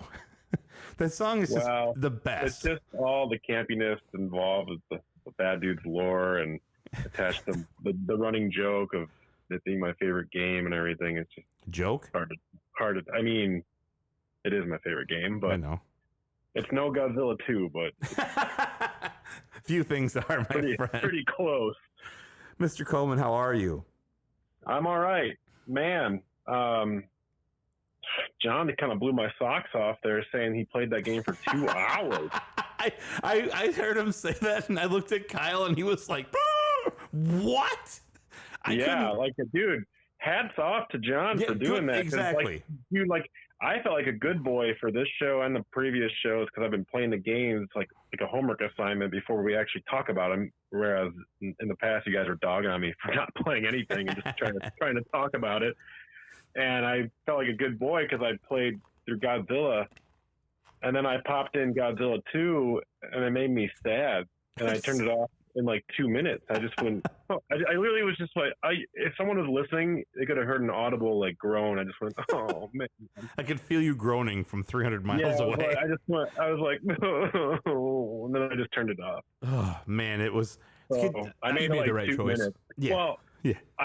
I am very outspoken about how much I can't stand like that style of game. So it's just not for me. Yep. The strategy, Koei, whatever. I mean, I openly don't like turn-based RPGs in general. I kind of hate them, but those are even worse. I don't know. The strategy games, like the Uncharted Waters of the world and stuff like that. If you, I don't know anyone who can find enjoyment in just clicking around on menus for fucking hours. But hey, if you can take solace in playing a game like that, like more power to you. In a regular like JRPG, like a Final Fantasy or Dragon Warrior, those kinds of games, I don't mind because there's battles, you're powering your guys up, there's a story, there's all those things. With something like this where there's no story, there's nothing. Like this is the kind of game that Godzilla 2 is the kind of game where you can't have it be a turn-based strategy RPG and you're not telling me what the story really is. I guess, there can't be. Like, yeah, because you turn on Final Fantasy. I played Final Fantasy for a little bit with my lady, and we'll grind out on battles. Like, that's like the only RPG I've literally ever, like, kind of gotten into, because, like, the music's cool, and I don't know. We're not talking about Final Fantasy, but when I turned on that's a good Godzilla game. 2, when I turned on Godzilla 2, like, it just kind of looked shitty, too. It looked like I was playing, like, a bad 8-bit version of SimCity at first. I was like, oh, what is this? Wait, what like, am I doing? I have no idea what's going on, and I don't want to know what's going on. Well, John says Power if you were a bad enough guy, you'd play it longer. Well, I mean, it didn't help that I had just gotten through the slog of playing the entirety of the first game after like the third sitting, and I just finished playing 1, and I was like, all right, let's pop in 2 because this is my only evening to play video games before the podcast happens. So I popped that sucker in right after I just was like gruelingly gotten through the end of 1, and I just was like, I just can't. It was not fair to call. I already knew it was. I already knew what it was though before I popped it in, because I have the full set of NES games. I like at least fired up every game and just see what it's about. And I remember I had the same feeling like however many years ago when I first acquired it, being like, okay, that's going on the shelf forever. That's the end of that. Yeah. So. Okay, you played through the entire first one, and we know your feelings on the second one. Where are we at here? What do you? If you were to rate this game, let's say you rated it. One, I'm not going to rate it till I'm done talking about all. Oh, fair. Okay, no, I'm sorry. Go ahead. I don't mean to jump ahead. I mean, I can give you my rating for Godzilla 2 because I already just talked about it. So I'm gonna do it. It's if I could give it lower than a 1, I would. Like you said, but where your little face caricature system for the rating thing doesn't go below 1. So I'm just gonna have a black. I'm gonna get rid of it and draw like a hand-drawn skull and crossbones. No, just take a picture of my sad face when I turned on the fucking game and superimpose it in there. Yeah. Just me with a big frown, me looking with like a teardrop coming off. Single tear. Yep. Make a Mr. Yuck for 0. There you go. So yeah, that one's a 1. Godzilla 1. I mean, I didn't really enjoy it. I feel like everyone here. I didn't really. What would you say? Enjoy it? Yeah, that's the word. I was going back and forth because I was like, well, I played through the whole thing, but that doesn't really mean much because I will I played through over 300 NES games, and I like to just because I'm a masochist. Apparently, I just want to play through bad games too. But I'll just like to get through it because I like to give everything a fair shake. So some people will play a game for a level and be like, this sucks, and turn it off. And I'm always the apologist who's like, no way, man, it's misunderstood. And you don't get it. You gotta play it. In this instance, I'm not going to be the NES apologist for once that everybody expects me to be. It's not god awful, but like you said, conceptually, it's cool. Yeah. The execution was poor. Yes. And what really killed it for me was the clunky gameplay. Like, fundamentally speaking, the gameplay is not good. If you look at it, you're like, good splash screen. You get to play as Godzilla. Godzilla's huge for an NES guy, right? Like, he's a big sprite. Like, I'm like, this looks cool. And then you try to do something. Cool. And you're just like, oh, I see. It does. Yeah. And then in terms of what John was saying was like, they tried to, like, maybe they were trying to do a true physics thing where you just a giant monster and you can't help but getting pelted by bullets every 2 seconds. Yeah. But that's not for me. That's not what I want out of a game. I can't get behind a game where you just walk from left to right and you're just like holding the right button the entire time, just hoping that you can just withstand a barrage. You're going to make it. Yeah. And then like your health is just gradually draining the whole time. And the only way you get through a level is A, smashing up all the stuff with the horrible hitboxes to begin with, or B, you just luckily get a power up that like replenishes your life, which are very plentiful. They are. Yeah, but you have to get to them. They did that I feel like they just fucking did that because they knew that shit was broken. Correct. I would agree. They're like, we made a broken game. Let's just litter it with life power ups so they can just get through it, which is how I got through it basically. So that's kind of a game that's just like based on chance, which I fucking hate. Like you don't control your own destiny all the time, and you can't get better at it. There's no like I tried to play it a few times, and it's like there's no getting better. It's the same thing where you're plodding through, and you might be able to punch the monsters or kick them a little bit better, but you're still gonna get hit. There's no way to avoid it. And sometimes it's like there's too many enemies on screen. It becomes a flickery mess, and the slowdown happens, which is fine. Sometimes you can use that shit to your advantage in certain games, but like, man, the fucking not only do you get pelted with bullets when you're Godzilla or Mothra, but like there's knockback, and you just like get pinned against the back of the screen, and you can't even get forward. And as you're pinned, you can just keep taking damage. There's no like I got hit, and now my character is flashing, and I can move forward. Right. Again, there's none of that. You just get pinned down. And it sucks. Yeah. And then you die. That happened to me a lot. Where like I would get pinned down, and then my Godzilla character would die. I'd be like, all right, well, I just need to ride out the rest of the game map, that hexagon thing with Mothra only, because all you have to do is get one of your monsters to the end of the game board to progress to the next level, and like he's more nimble. Yeah, he's more nimble, or she's more nimble. Yeah, but also there were weird elements when I was playing as Mothra where like a projectile was nowhere near me, but then all of a sudden like Mothra took a dive and like in a spat of knockback where I was like, what the fuck? Didn't even hit me. Why am I moving backwards? Yeah. So I don't know. Like it's just the fundamental gameplay that ruins it. Like it's conceptually good, and if they did a better job or got a better developer. Also, speaking of developers, I'm shocked to find out that Compile had anything to do with this because they got such a great track record. They really do. Dude, the Guardian Legend is a phenomenal, well-made game on the same platform. On the same platform. Probably around the same time.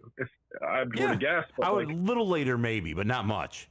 I mean, they make phenomenal shmups, but like that's all shmups are just core gameplay, and that's it. Like no shmup players even care about stories. It's just it needs to be a good game.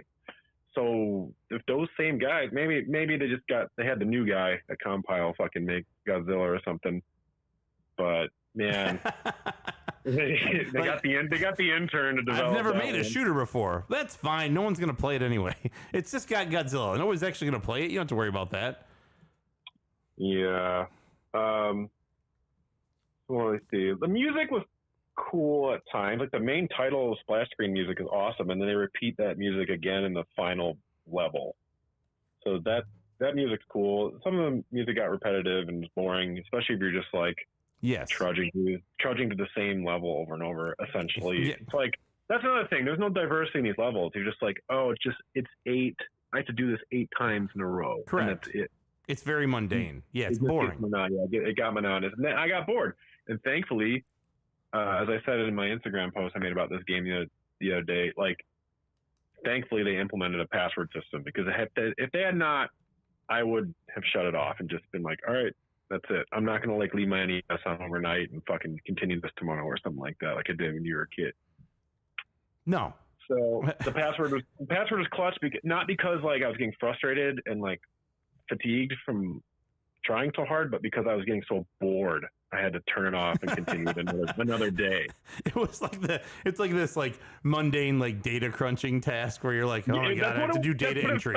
It was like data entry. You're like, okay, I can't put any more numbers in cells right now. I'm gonna come back tomorrow and finish these 8 pages. I can't do it. That's that's funny. Kind of, I think I was on like or second to last level, or I was on level 6, and I was like, oh, I could just do this right now, but oh man, I don't have it in me. I just had to like tap out. And, I'll crunch these numbers tomorrow. I can't blame you. Yeah, exactly. The report's due tomorrow. It's fine. I'll have it done by tomorrow. I can't do it. Yeah. Now. So with all that being said, I gave the game 2.5. Man. I know that's a generous 2.5, man. I almost wanted to give it a 2, but like, I mean, I thought we were gonna be twinsies. I should give it a 2, man. But like, didn't I rate Dragon Warrior 2 a long time ago? It was pretty low. Yeah, that was just me being a dick. I don't think that was really a sincere review. That's just because I hate Enix. Anyway.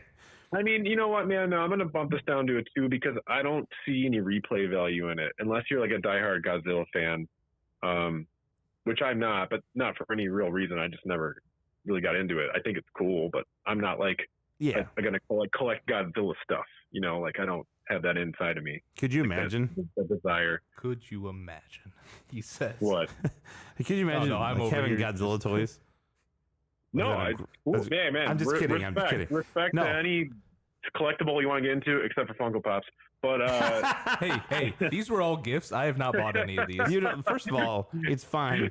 You would almost not even know that one's a Funko Pop, except for its stupid, soulless eyes. Okay. Yeah. So whatever. God, I hate those things. Yes, we could do a whole episode about how stupid they are. I fully agree with what Mike said about hoping those all end up in a landfill someday, right next to the Beanie Babies. Please. And, oh man, they just need to go away. Yeah.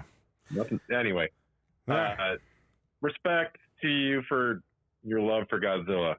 Nothing wrong with that. But this game kind of sucks. Yeah. And if it didn't have the Godzilla tie to it, nobody would care at all. It's like, I think you and I are on the same page where it has these redeeming qualities they never flesh out. You're like, okay, you really tried hard. I can't fail you. Okay. Yeah. I can't fail you. The old college try, man. Yeah, this is below average. They got the intern in there, fresh from college, and he gave it the old college try. Yep. It's below average, but I can't fail you. What's in between, right? Like it's it's not a C, but it's not an E. You threw an idea at the wall and you just went for it. I appreciate that. Yeah. I appreciate that. But I would have preferred something that was just like an 8-bit version of King of the Monsters. Agreed. And I would have been like, this fucking rules. Like Rampage. Or Rampage. Yeah, like Rampage. Yeah, I mean, Rampage is essentially... It's a Godzilla game. Yeah, right. Really? Anyway. What's the character's name? Lizzie? Yeah, Lizzie. That's right. Anyway.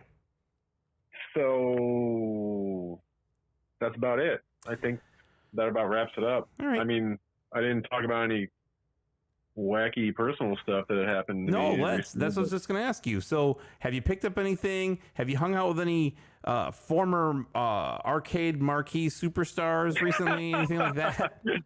I did send you guys a photo in the group chat of me with my arm around that Crime Fighters marquee art guy again, because he's just the bartender at the arcade where I go play Ultimate World Combat 3. Yeah. So to give now Kyle, he seems to have an affinity for me now. He's like, he likes me. He's like, the other day, he's like, "Hey man, you look like Frank Zappa. Can I get a picture with you, man?" And I'm like, yeah, sure. Normally, if people say it to me, I tell them to fuck off. But I like, he's a character, so I let it slide. Yeah. Explain the dynamic to Kyle, who probably doesn't know what we're talking about here. Oh yeah.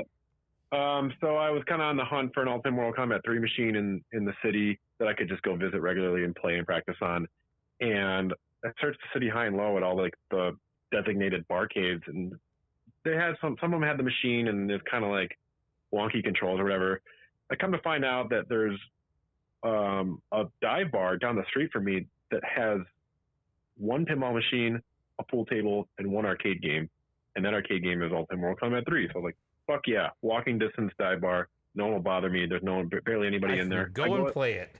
Yeah, I go in there, I play it, but then like I go in there, me and this other guy in town who's a Mortal Kombat player. Him and I will meet up and we'll go play there. And then the bartender will just start striking up conversation with us because we're the only one that's in there. And he was like, "Hey man, you guys like old video games? Man, I used to be I was on the art, on the, the cover marquee art of the arcade game that Konami put out called Crime Fighters." And he's like, "You ever heard of that?" And I was like, "Well, yeah, I actually have heard of that." Barely. I'm the one guy. I saw it at Galloping Ghost once. Yes. Right. I'm the demographic that actually knows what the hell you're talking about. You probably told the story 50 times and no one ever cared, but correct. Anyway, yeah. So it's just this old punk dude who was the punker guy on getting punched in the face on the marquee of that game, and now he brings it up every time I go in there, and it's still funny to me. But it's just like now I'm handing it up to all my friends, like he's some D-list celebrity. I'm like, "Hey, look at I got a photo with the guy from this game that no one remembers from 1986 or whatever." This guy remembers. Anyway, yeah, that's that story about that. I think I've already told this story anyway. But. Well, I'm just saying, Kyle doesn't know, and he's sitting here on the set, so I wanted to give him a little bit of perspective of what we're talking about. The game's called Crime Fighters. It's like a poor man's Double Dragon or Renegade or whatever. It's just another one of those. And you fight bad guys in an urban dwelling that are all like punky looking. I'm showing the picture now of you with the guy here. I'm showing it to Kyle so he can take a look at it. I should show him the arcade promo photo with him with like a big purple mohawk. I did. I showed it to him. Yep. It's right there next to it. And I showed him the marquee. I was like, there he is. So awesome. He told me he said they paid him $800 for the day for like a shoot for all that stuff, and they got a bunch of free beer and pizza and got to play whatever Konami game was chilling in the office. I'm pretty sure the Konami office was out in like Wooddale, Illinois. Still is, but I think when it was like more of like a big warehouse vibe or anything. I think anyway. All right. No, that's not what I picked up. Yes, I picked up a photo with that guy.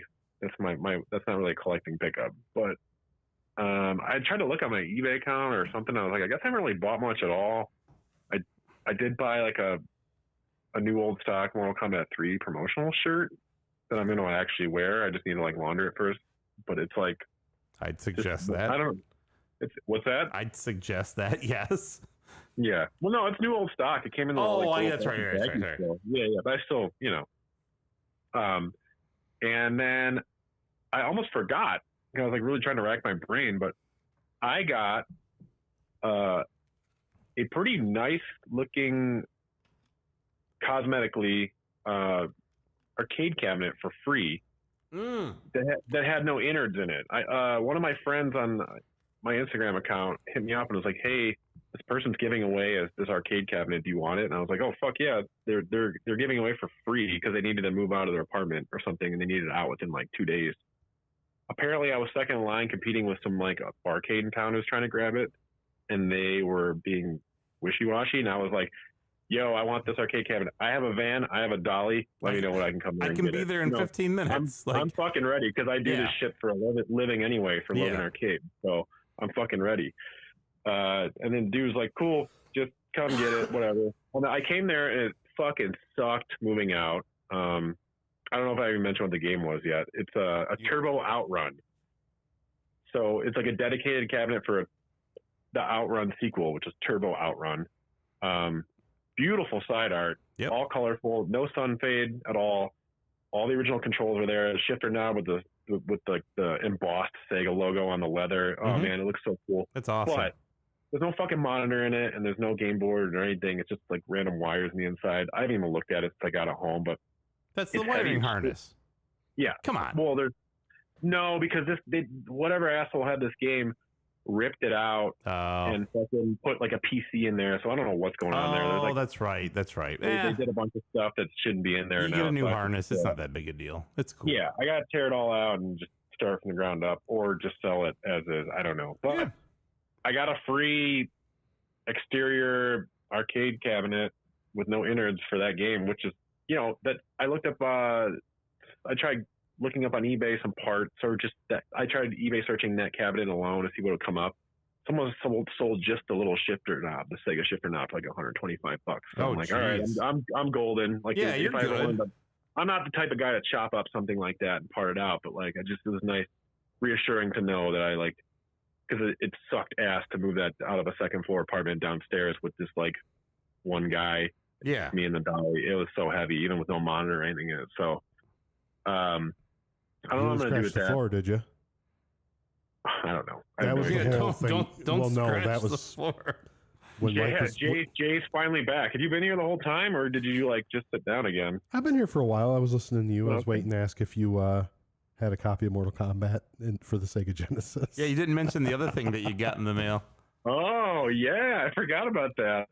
I was like walking my dog or something, and I saw from a distance the mail lady slide a postcard through my mail slot, and it was a postcard for Logan Arcade, which I have definitely handed out to people in the past. And I was like, huh, the fuck's that about? And I went to go look at it, and it had a big Lost Joystick Network sticker slapped on the front, and I flipped it over, and it said, "Do you have Mortal Kombat for the Sega Genesis?" ? And that's all it said. And it was Robbie, if it makes you feel any better, I was there when he was. from my secret admirer. Apparently, I don't know. I'm not sure who that would have come from. Yeah, who in the world could have sent me that? Robbie, if it makes you feel any better, your secret admirer. I was with them as they were writing it, and they were speaking it as they were writing it, going, "Do you have Mortal Kombat for the Genesis?" The funniest part, I really need to be able to share some of this stuff on this live stream so I can show it to people. I'm showing it to Kyle, but I need to be able to just pull it up over here. I need to work on that, Yeah. but I will. But Good. the funniest part was, the secret admirer and Jay, those two were conspiring on how to sign said postcard, and they came up with "Respectfully yours, Cold Karnoff," but then they chickened out and didn't write it. Oh, yeah, I was about to say that. No, it didn't say that. It didn't. It should have, is what I'm saying. That guy or girl You should have said that. You should have said "respectfully 8-year-old Robbie." Yeah. Anyway, that was yeah. funny. So It was funny. I appreciated that because I just, it was a nice little surprise. I thought it was fun. So, all right. Well, very good. So with that, I think we're going to cut you loose, and thank you for the evocative talk on Godzilla 2, War of the Monsters. Sure. One thing I wanted to correct y'all. You can edit this out if you want to, but if you're playing that game and you expire the 40-second time limit Yeah. when you're doing a monster battle, they will exit you out of it. And if you just re-challenge the monster, it'll regenerate a tiny fraction of their health. Like, they're not going to get it all back unless you wait a long time before you challenge them again. Fair. Like, if you make more moves on the game board and then challenge them again, then they'll have full health. But if you just go right back into it, I got you. they'll have like a bar. Good But to know. no one cares enough to where you even need to leave this little snippet of info in. Yeah. So, Actually, I'm thinking we need to make a segment now because he talked about the falling on Dracula X in last episode. The errata. Yes, and now he's talking about this. So I think we need to be falling? we need to have falling into the catacombs so you could skip ahead. I didn't even Direct talk about that. I forgot to. I think You never Mike even and talked about Oh, we talked about it in the chat. Well, in our chat. I was playing the game and then I accidentally fell in a pit and then all of a sudden there was like warped me doing a level and it I was was a like, warp, oh, yeah. cool. Well, I It's think like we need a to- total accident. Yeah. I think we need to make a section called Coleman cheats. Coleman tricks. The Coleman Corner. The Man. Coleman corner, yes. Yeah, I definitely will exploit games as much as possible. Like, I don't know. I don't think cheat is a strong word, but The Coleman exploitment. The 8-bit glitch Yeah. primacy. if you find a broken mechanic to exploit, more power to you. Robbie's errata. John said Robbie's errata. I'm also going to say this.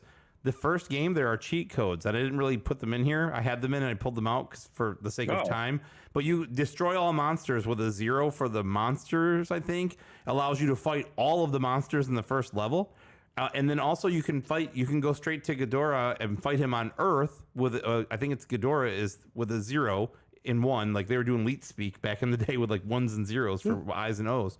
And then there was another one where you could warp, I think like the Famicom one where you could warp and play Angelus. I can't remember now, but like that there's an unnamed level that you can't play anything. You just go to it. So there are cheat codes for this game, like in the password system you talked about. So anyway, Oh, yeah. Well, one more thing. I can bring up about the gameplay. Like the battle sequences, it could have been better if it didn't take you fucking forever to like chip away at their health. Yes. I was sitting there like in the sweet spot with Mothra and not being able to get hit, just mashing the button repeatedly with no rapid fire for like so fucking long. I was like, this is brutal. Even when you're like fully leveled up, as like, you know, with your strength or power or whatever, Yep. you're just mashing for so long, and then like you couldn't physically beat them in that 40-second time frame if you wanted to, because like that Mothra's so weak. Yeah. So No, agreed. it's just So- badly designed. Well, it's a core concept of the game, the bad design, I think. So, Right. all right. Well, very good, All sir. right, well, I'll see y'all later. I won't keep you long. You're good. Very good. Very good. Later, Robbie. Bye bye.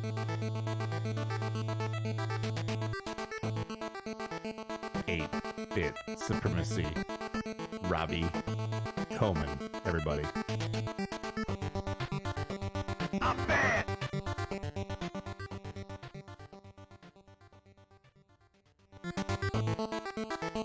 I'm bad. Had to throw it in there twice. I accidentally hung up on him before you hit the I'm bad. He's probably going to be mad at me now. Nah, it'll I'm be all sorry, right. Robbie. That's all right. Okay. Jay, where can you play this game today? Where can we play it? Yeah. Get the old notes out. Where to play Hold it on, I'm- today? I'm having trouble reading this section. Yeah, well, maybe you might need to put some water on it. There might be some invisible ink or something. Hang on. Where to I have- play I have it something today? really important I have to say. Oh, go ahead. Oh, get off the Get off the stage. The Nintendo Entertainment System, if you have a copy. Yep. You want to know where else? Yeah. Nowhere. Only in North America if it's Godzilla 2. By the way. True. Yeah. So anyway, yeah, that's pretty much it. There's you want to play it NES, get or grab the ROM. There's not a lot of collections. Again, these games, if they weren't Godzilla games, they would be lost to time. Is what I feel I thought you were like. going to say Lost in Space. They'd be that too. So, all right, let's burn through collecting and speed running. See, speed through the speed running. John's excited about the speed running. I'm excited about the speed running. Oh man. No, you're not. You know what? No, you're not. You know what we don't have in here, Jay? What? You're gonna have to go look up the speed running for Godzilla 2 because you didn't put it in here. I thought it was done. Not you. When I didn't put it in here, that's what I said. But you have to read it, so I would look it up. I'm going to say there's none. There is some. Go ahead. I'll look it up while you go ahead and It's talk fine. about your collecting. Okay, it's at speedrun.com. Your collected section. Yeah. So Yeah, anyway. it says it on the page. Anyway. I can look that up. All right. On to the collecting section of the show. There aren't, I don't think the sales numbers for these games are very large. The first one, somewhat. The second one, not so much. These games, how do I put this? There's not a lot of, I don't even know what to say. Like, there's not a lot of interest if they're not Godzilla games. That's the only reason people want them. That's all I can say. There's not a lot of versions or variants. There's no like circle versus oval seal or late release version of any of these games. So I'm going to keep it very basic. For loose games, Godzilla Monster of Monsters on NES, $25 loose game. Complete in box, about 120. Condition sensitive would be the best way to put it. And then sealed, this game sold for $1,000 on in December of 2021. That was raw sealed $1,000. And we'll get into population reports and all that stuff as well on that. But so for the Famicom, this is a fairly, I won't say fairly expensive, but it's a somewhat expensive Famicom game in that lots of Famicom games are not worth a penny. Okay, they can be fairly cheap, like very cheap. John has a whole table full of dollar games. Loose, $20 game. Complete, it's about $50. And there's not really sealed Famicom games. There's unopened, but whatever. And then Godzilla 2, man. I don't understand this at all. It's because it's hard to find. This game is $160 loose and $550, give or take, complete. This is a very difficult game to find. This is one that you do not see very often. Robbie is referencing it up here in chat. How awful is it to collect this game if you're a set collector? This is not an easy one to find. This is a late acquisition for most people because there are, Godzilla collectors transcend markets. So you can collect Godzilla stuff and not care about video games, but you'll buy the video game because you collect Godzilla stuff, right? Yes. So it's that whole thing. And it's it makes finding a game like Godzilla 2, which is already a hard game to find, even harder. I think if this was even a good game, it would be way more expensive because nobody cares about. They know it's so terrible that it doesn't have any there's no cachet in buying it. Nobody cares about it. So, but yeah, Robbie says it's like having to buy Nobunaga's Ambition 2. Similar style of game, very difficult to find, and probably about the same price because there aren't that many out there and they're hard to find. But anyway, 160 loose, 550 complete. And then from a graded perspective, I found no sales of Godzilla 2 graded. Okay, none. There are some that have been graded according to WADA and their population report, but there have been no sales. To give you an idea of how the market has kind of been going, and this is a little bit older data at this point, but everything has kind of trended down from a graded games perspective. Things that if you want to talk about it as if they're investments, they've been underperforming, as I make air quotes with my hands. So when people say games are underperforming, that's bullshit. Okay, that just means that there aren't enough people out there to sustain these absurd prices for these very, very expensive games.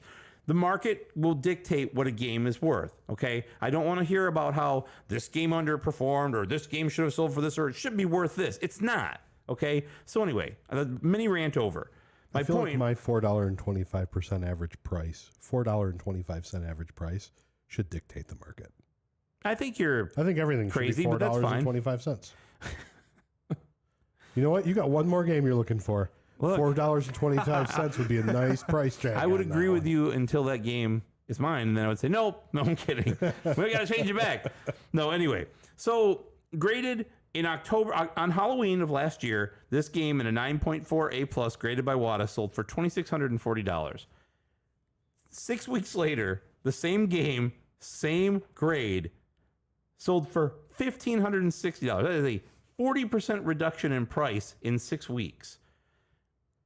I think what's happening in graded games in general, and again, not to go on a big tangent, but I think what is happening is people are understanding that there are only so many people that are interested. There are only so many people that are interested at whatever price, okay? And that the demand is low. They want to act like there's a lot of people out there, but there aren't a lot of people out there be like, yes, I would spend $5,000 on a graded copy of a game. There aren't. And put into perspective, looking at this, so it sold in December for $1,560. Right. So 9.4 A+. Yeah.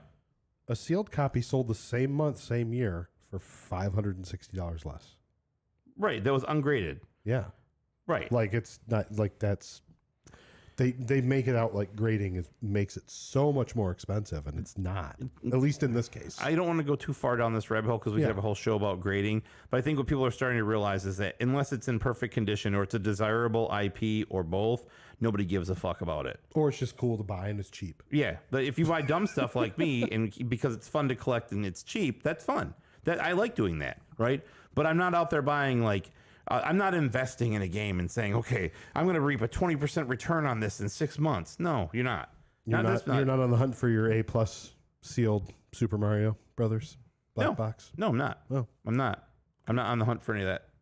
Anyway, I digress. So population report, just a little bit about how many of these there are. This is strictly WADA. So VGA, who also does video game grading, has their own population report that they're supposedly going to be putting out at some point, but they have not. Only 16 copies of this game have been graded for the first, with Godzilla 1. 16. The best grade is a 9.8 A+ that exists. And then for 2, there's only 4 of these that have been graded. And again, 9.8 A+ is the best grade. But that gives you an idea of how many of these are really out there. But then you go look at the price and you're like, don't you think that maybe it should sell for more because there are more people that would want it than that? But they don't. That's my point. Nobody wants to pay that much money for a terrible Godzilla game because Godzilla's on the front of it. The odds of people that are going to spend that kind of money are going to buy it for the novelty to have it on a shelf. Right. And they're not going to want a graded one. They'd rather have a complete in box or a sealed. Yeah. That's my take on it. There are people out there that desire this kind of stuff. I don't buy into the hype of it. Yeah. I think it's, like I said, I say that as I'm surrounded by all these things, but these are not things I spent legitimate money to say. Like I'm not deluded enough to go, this 6.0 Kid Icarus at some point is going to be worth more than the $100 I paid for it. That's a $100 game, not in the box. Okay, so I don't have any. I'm not in my head going, these will all continue to go up forever, and at some point I'll sell them and make a bunch of money. That's not why I buy them. I buy them because they have Wayne Gretzky and fucking Bill and Ted on the front, or Mike Vick or whatever it is. Yeah. That's why I buy them. And also, people don't want them because they're 7.5s or 8s or whatever. So it's like, fine, I'll take them. I'll bid on them. I got a couple this week that I'll be talking about as soon as they show up next week. So yeah. Anyway, I digress. Jay, let's talk about the speed running of this game. It's time for John's favorite part. Yeah. So, I did pull up some stuff for Godzilla 2. I just typed it in wrong. But that one I'm going to go pretty quick on because it's kind of a cluster. I'll explain it in a minute. So with speed running, we had for Godzilla Monster of Monsters, Godzilla 1, we had 24 runners, 219 runs, all planets for the NES. That's the run they did. So they ran through every planet. Yep. Was Big Chief Jahaley. That's not me. 1 hour, 3 minutes, and 24 seconds. It's all the letters of your name, though. It actually is. I thought that when I looked, I was like, it's J Hale, but you take the Y and put it at the end. It's Jahaley. I'll be damned. I didn't think about that either. It is. Huh. Anyway. Maybe it is me. Oh my God, if it is you. I'm not that would be telling. the biggest heel move in the history of any podcast. Guess what? I'm the speedrunner champion of Godzilla Monster. I would have got of away with it if it wasn't for you kids and that dog. Can't believe this is how I had to find this out. No, go ahead anyway. And then the other one that we had on here was Any Percent on the Famicom. Right. Same one, Big Chief, Jay Hale. Jay Haley. 1 hour, 27 minutes even. There were other runs, but they were really esoteric and difficult to describe. And I was like, I'm not getting involved in all that. So, And that's where I'm going to go high level on, You have to. on Godzilla 2 because looking at this, so the speed runs they have on here, so all the rankings are all each level. They don't do a total. because there's 12 scenarios. Yes. Yes. So Because no one could stand to play this game in all 12 scenarios in a row and not want to be at the end of a piece of rope by the time it's over. and there was 4 runners total for Yeah. 66 runs. Yeah. So 4 people who need to get a life. No, I'm just kidding. I'm sorry. so the total run time is 57 minutes, 9 seconds, and 27 milliseconds. Could you imagine playing this game for 57 milliseconds? No. No. Yeah. I don't even think we spent that long on it when we played it. I tried. maybe. Yeah. Anyway. Okay. But that's all they had. I mean, again, I could go into it, but they have. It's a hot mess on how they did it. So One we're thing- just going to stick with there's 4 runners, Yeah. 66 runs, and yeah, It's all And scenario based. Speedrun.com. It's not completing the game. They're all scenario based. Yeah, it's all scenario. I will also say this. If you want to watch a playthrough of the first one of these on YouTube, like the first game, Godzilla 1, man, they're 3 hours long.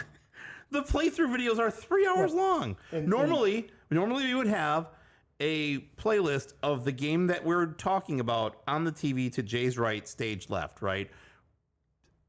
We only had to add 2 videos.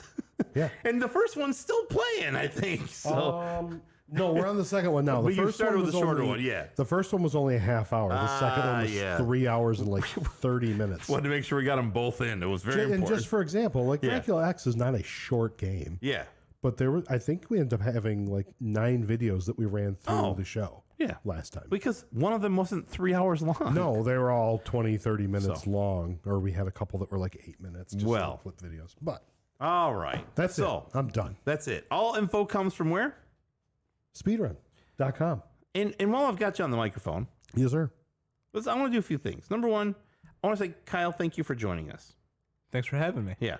And thank you for providing the subject matter. And thank speaking you. into the mic. Yeah, and thank you for speaking directly into the mic as we had asked a number of times. You're welcome. And thank you for providing the holistic knowledge around Godzilla in general. Yeah, it was good. Now, do you have a Godzilla suit of your own, or are you going to make one, or anything like that? Say that one more time. Guys are terrible. I said, Jay, where can the people listening to? No, I'm just kidding. No. Anyway, no, I'm just kidding, obviously. But I just want to say thank you for coming on. Yeah, and thank I you. really appreciate it. I always enjoy spending time with you, and I look forward to coming back to your store at some point soon and not spending any money. So I like half of that. you had me. I'm not gonna lie. You had me in the first half. Anyway, but yeah, I just want to say thanks for coming on. And is there anything you wanted to talk about? that like with the store or anything before we wrap it up? Yes. Okay. Well, that's all Kyle I'm had. wrapped. So That's it. Yep. You just wanted to You roar. put the button right next to me. Yeah, it's because It was a matter of time. Yeah, I know. It's fair. Okay, it's fair. all right, I'm doing it for him then. So if you go to Instagram, Kyle has a site for the store. It's called retro_replayed. Yep. The store is 4437 South Saginaw Street in Burton, Michigan. Yep. I don't have a phone number. You can always Google it. 810-715-1479. So You don't answer the phone anyway. And then you have a Facebook you page. have Facebook? That would say Facebook is where you're most active. That's where Yes. you'll post things that come into the store. You will ship things. So he has an eBay store as well, which I believe is Wojo Gaming on Yes. eBay. Yep. But you can also, if there was something that was on Facebook that you were interested in, reach out to Kyle, send him a message, and you would be happy to talk to you about it, sell it through Absolutely. whatever means, and then ship it. That's absolutely fine. So very good. All right. And Kyle's not only a salesperson. He is the president. Yes, that's right. That's right. I'm not only a member. I'm not only the president. I am a member. Yes. That's a joke that for old people. Oh, okay. Yeah. Yeah. That don't have hair. Go look up Cy Sperling or whatever his name was. Well, Ned, you had it when the commercial was out there. Yes. Thank you for reminding me, Mike. Yes. I thank did. I thank forgot you. about those days. Yeah, The thank you. Instagram is retro_replayed. Yeah. Valdor was asking in the chat. It replayed with an ED. Holistic or holistic. And if you guys need proof, ask Matty O. He will give you proof that Kyle's store is amazing. Yep. No, Kyle's got a good store, so absolutely check him out. If there's something you're looking for, he has a lot of, OEM controllers. We've got a lot of consoles, a lot of things in the back that don't always hit the floor that if you need a part We're or something working like on that. Yeah, we're working on it. We're getting there. It's all a matter of progress. You only bought the place a couple of years ago. You had the COVID thing we had to deal with, so we're just, starting to get our feet under us here, right? Yes. So anyway, all right, I want to talk a little bit about the next game we're going to do, right? So the next game we're going to do, Man, our scheduling is on point. it is, and it's going to deviate next time, though. It's going to be a little different, remember? Not this time, the next time. Oh, yeah, But yeah, it's we'll fine. talk We'll talk about that another time. Yeah. We got a couple guests lined up and confirmed. One's going to come into the studio. That's still a secret, though. We don't I'm talk about that not yet. talking about who it is yet, but we're going to have somebody come into the studio, but it will not be the next guest. The next guest is going to be, well, I should say, the next show will be 2 weeks from today, Wednesday, September 7th. Yes. And our friend Johnny Iucci from the Collector's Quest podcast will be on. And what game did he choose to discuss, Jay? So he actually, I was talking to him. Answer the question. I don't need a story. I want to tell a story. I know, go ahead. Okay. So I was talking with Clearvis and Johnny around the same time to get these guys on the show. And they both actually ironically picked Dracula X. That's correct. But Clearvis Mr. got there Sharamani did beat Johnny to it. So Johnny decided to one up him and went with Super Castlevania 4. The good one. Yes. So, I but mean, no, it'll be the exciting. better than I'm good really excited to have Johnny on. It'll be nice. Absolutely. Those guys are great. The Collector's Quest guys. I'm sure the group that listens to us definitely listens to them. But Yep. if you don't, absolutely give them a listen. They just broke 200 episodes. Yep. 201 was the latest. Yeah, I think that's right. So, but great show. They're really good. Tyler's great. Johnny's great. Stefan's great. Stefan's not on as much anymore, but Yeah. Johnny and Tyler are still holding it down. Sorry. And then as we speak about accessibility and people, where can the people listening to us now find us? Funny you say that. We have a link tree. Okay. How does that work? Oh, it's you have to go to the site. Yeah. It's actually linkter.ee Yeah. Yeah. /lost joystick. Let me ask you a question. Linkter. Have you ever been to our Linkter? I actually have. Very good. All right. So you should get yourself a Linkter. They're free. Cool. You know what a Linkter is? No. You ever seen a Linkter before? We'll show you after the show. Don't worry. Yeah. All right. And then If you want to go to the individuals, though, our social media, so Instagram and Twitter is Lost Joystick. Lost Joystick Network is for Facebook and Twitch. And if you want, you could still send us emails that say, "Buy me Bone Storm" or "Going to Hell." Our email address is info@lostjoysticknetwork.com, which is exciting. That is true. So I'll edit out the dead space as I get over to the who's running this trailer park? Pound sand. You pound sand. All right, I'm gonna do the music. I'm gonna do lead out. So, all right. Oop, too loud. See, this one I gotta Ready? Take two. take two. So with that, I bid you farewell. Until a fortnight has passed. So go out there. Have fun. Be safe. And be excellent to each other.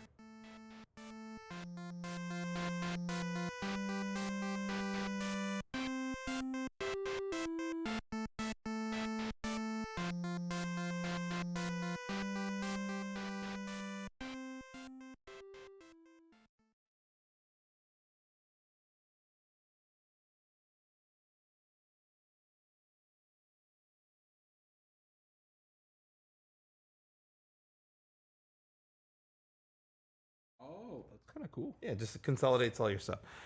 All right. So, I think. Oh, we're back on. I Yeah, didn't we're know still this. on. Yeah. So, You almost, when you started doing that Fortnite bullshit, you were about to get the boo! Get off the stage! what I'd like to do is I'm trying to shorten the show up a little bit because I would like to do stuff after. We're not going to do it tonight, but for everybody who's hanging out, I want to give them a reason to hang till the end. You know what I mean? So after maybe we play. So if you guys needed to know why he was bitching at Kyle and me the whole time to not take it off the rails, We're not. but he spent 5 minutes bitching at us. I'm sorry. How long were you gone? Easy. So you made me completely lose my train of thought. Yeah, I was gonna say we could We're gonna make it shorter. So we could do some something like shit. play the game after or something, but I wouldn't play this bullshit. not again. we'd play something, anything else. Ultra Really. fucking Beast is going back in before this thing. Listen, I would play 10 hours of Altered Beast before I played 10 Man, Ultra minutes Beast of is my Godzilla. jam now. That motherfucker's a 5.0 now. The best goddamn Just game like ever. everybody listening. Thank you. But anyway, so yeah, thank you everybody for hanging out. I think we're going to try to get done a little bit quicker so we can hang out after and that kind of stuff and catch up because it's 11 here now. And I know it's, 9 in South Dakota or wherever Valdor is. And I can never remember. It's not Montana. It's South Dakota. It's 5 o'clock in Hawaii. We can call Mattio. You want to call him? Mattio, what up? He's probably I'm at sure some that's sort what he of wants to do. majestic dinner with his girlfriend. I'm and sure I would be. catching fresh shrimp and then frying them on his own. He was off grilling, but nothing's changed for him. He's in Hawaii grilling out and buying Xbox games and scooping up wheat. Really, games. the only thing he's doing is he's in perfect weather. There are only 2 Dakotas. I know that. There's Dakota Fanning, and then there's South Dakota. What about Dakota Watch Company? He said 3. there's only 2. He lied. There's Look, 3. listen. 3.5. You talking about the if back- we're talking about Valdor, You it's talking about the 3.5. back-to-back giveaway champ? Can you give him half of another game? No, he needs Actually, a game and a 3.5. half. I'm I sorry. gotta figure out a game and a half to send him to go with it. 3.5 games is what he needs. Actually, you got all those shit games. We'll just fucking. I'll you know, bring I'm my gonna cut a Sawzall over and we'll just cut one in half. I got, yeah, let's cut one of those Derby Stallions in half. You got half a Derby Stallion in your way. 2.5 men. I watched that. I don't. That's from, sorry, it's Super Hot Fire. But anyway, so yeah, I think that's kind of the plan going forward is maybe we'll hang out, trying to do something on the stream. I could even hook up something like the game. We through should set here. up Fightcade. We could do some Fightcade battles. Oh, you Robbie's and always Robbie. talking trash. Yeah, bring the arcade stick down here and maybe we do a little Fightcade. You talk to Robbie. That's up to you. I'm not fighting him again until we fight in person. I'm serious. Like in the street by the No, park I'm bench? like on an actual cabinet. Jesus trying to fight kids at the school. He lost to me in Mortal Kombat 2, which he never mentions. He always wants to bring up I think Ultimate he Mortal does- Kombat 3. So ironically, I think he never mentioned it because you make sure to. And I think No, you I don't never ever bring mentioned it up. Ultimate I Mortal never bring Kombat it up. because he always does. I never bring it up. I'm telling you. I don't. Is he fucking sleeping? He's not here. Oh, there he is. I was trying to draw him Oh, out. yeah, dude, let's and fucking it worked. go. Let's go. Anyway, Speaking of which, why Robbie come to Michigan and let's play games. Let's play some Mortal Scared. Kombat. You don't even have to pay for it. You just got to get here. Hell, he'll even feed you. yeah, you can Indian food, my you can come friend. stay and Boom. yeah, get some in the fridge right now. Yeah. Anyway. Yeah, I was trying to draw him out of his shadow there. It kind of worked, so. But anyway, yeah, so we're going to wrap up. He's like but, old Biff on Back to the Future 2. Came out and grabbed the almanac. Yeah, exactly like that. Old Biff. Shuffling around with his cane. I'd like to. He We would should. love for you to come visit. We you can would. come stay with me. We got plenty of hell, you can stay at the studio. It's fucking way nicer and quieter than the basement. It is. And it's got an Xbox Cleaner and quiet. Series XL XXL. Yeah, you get your own personal fridge that's shaped like a video game console. What more fridge, could you ask microwave, for? bathroom. I'm scared, he says. I'm scared. Fair. It's fair. Come check out the back room at Kyle's. You know what I mean. Bring out the gimp.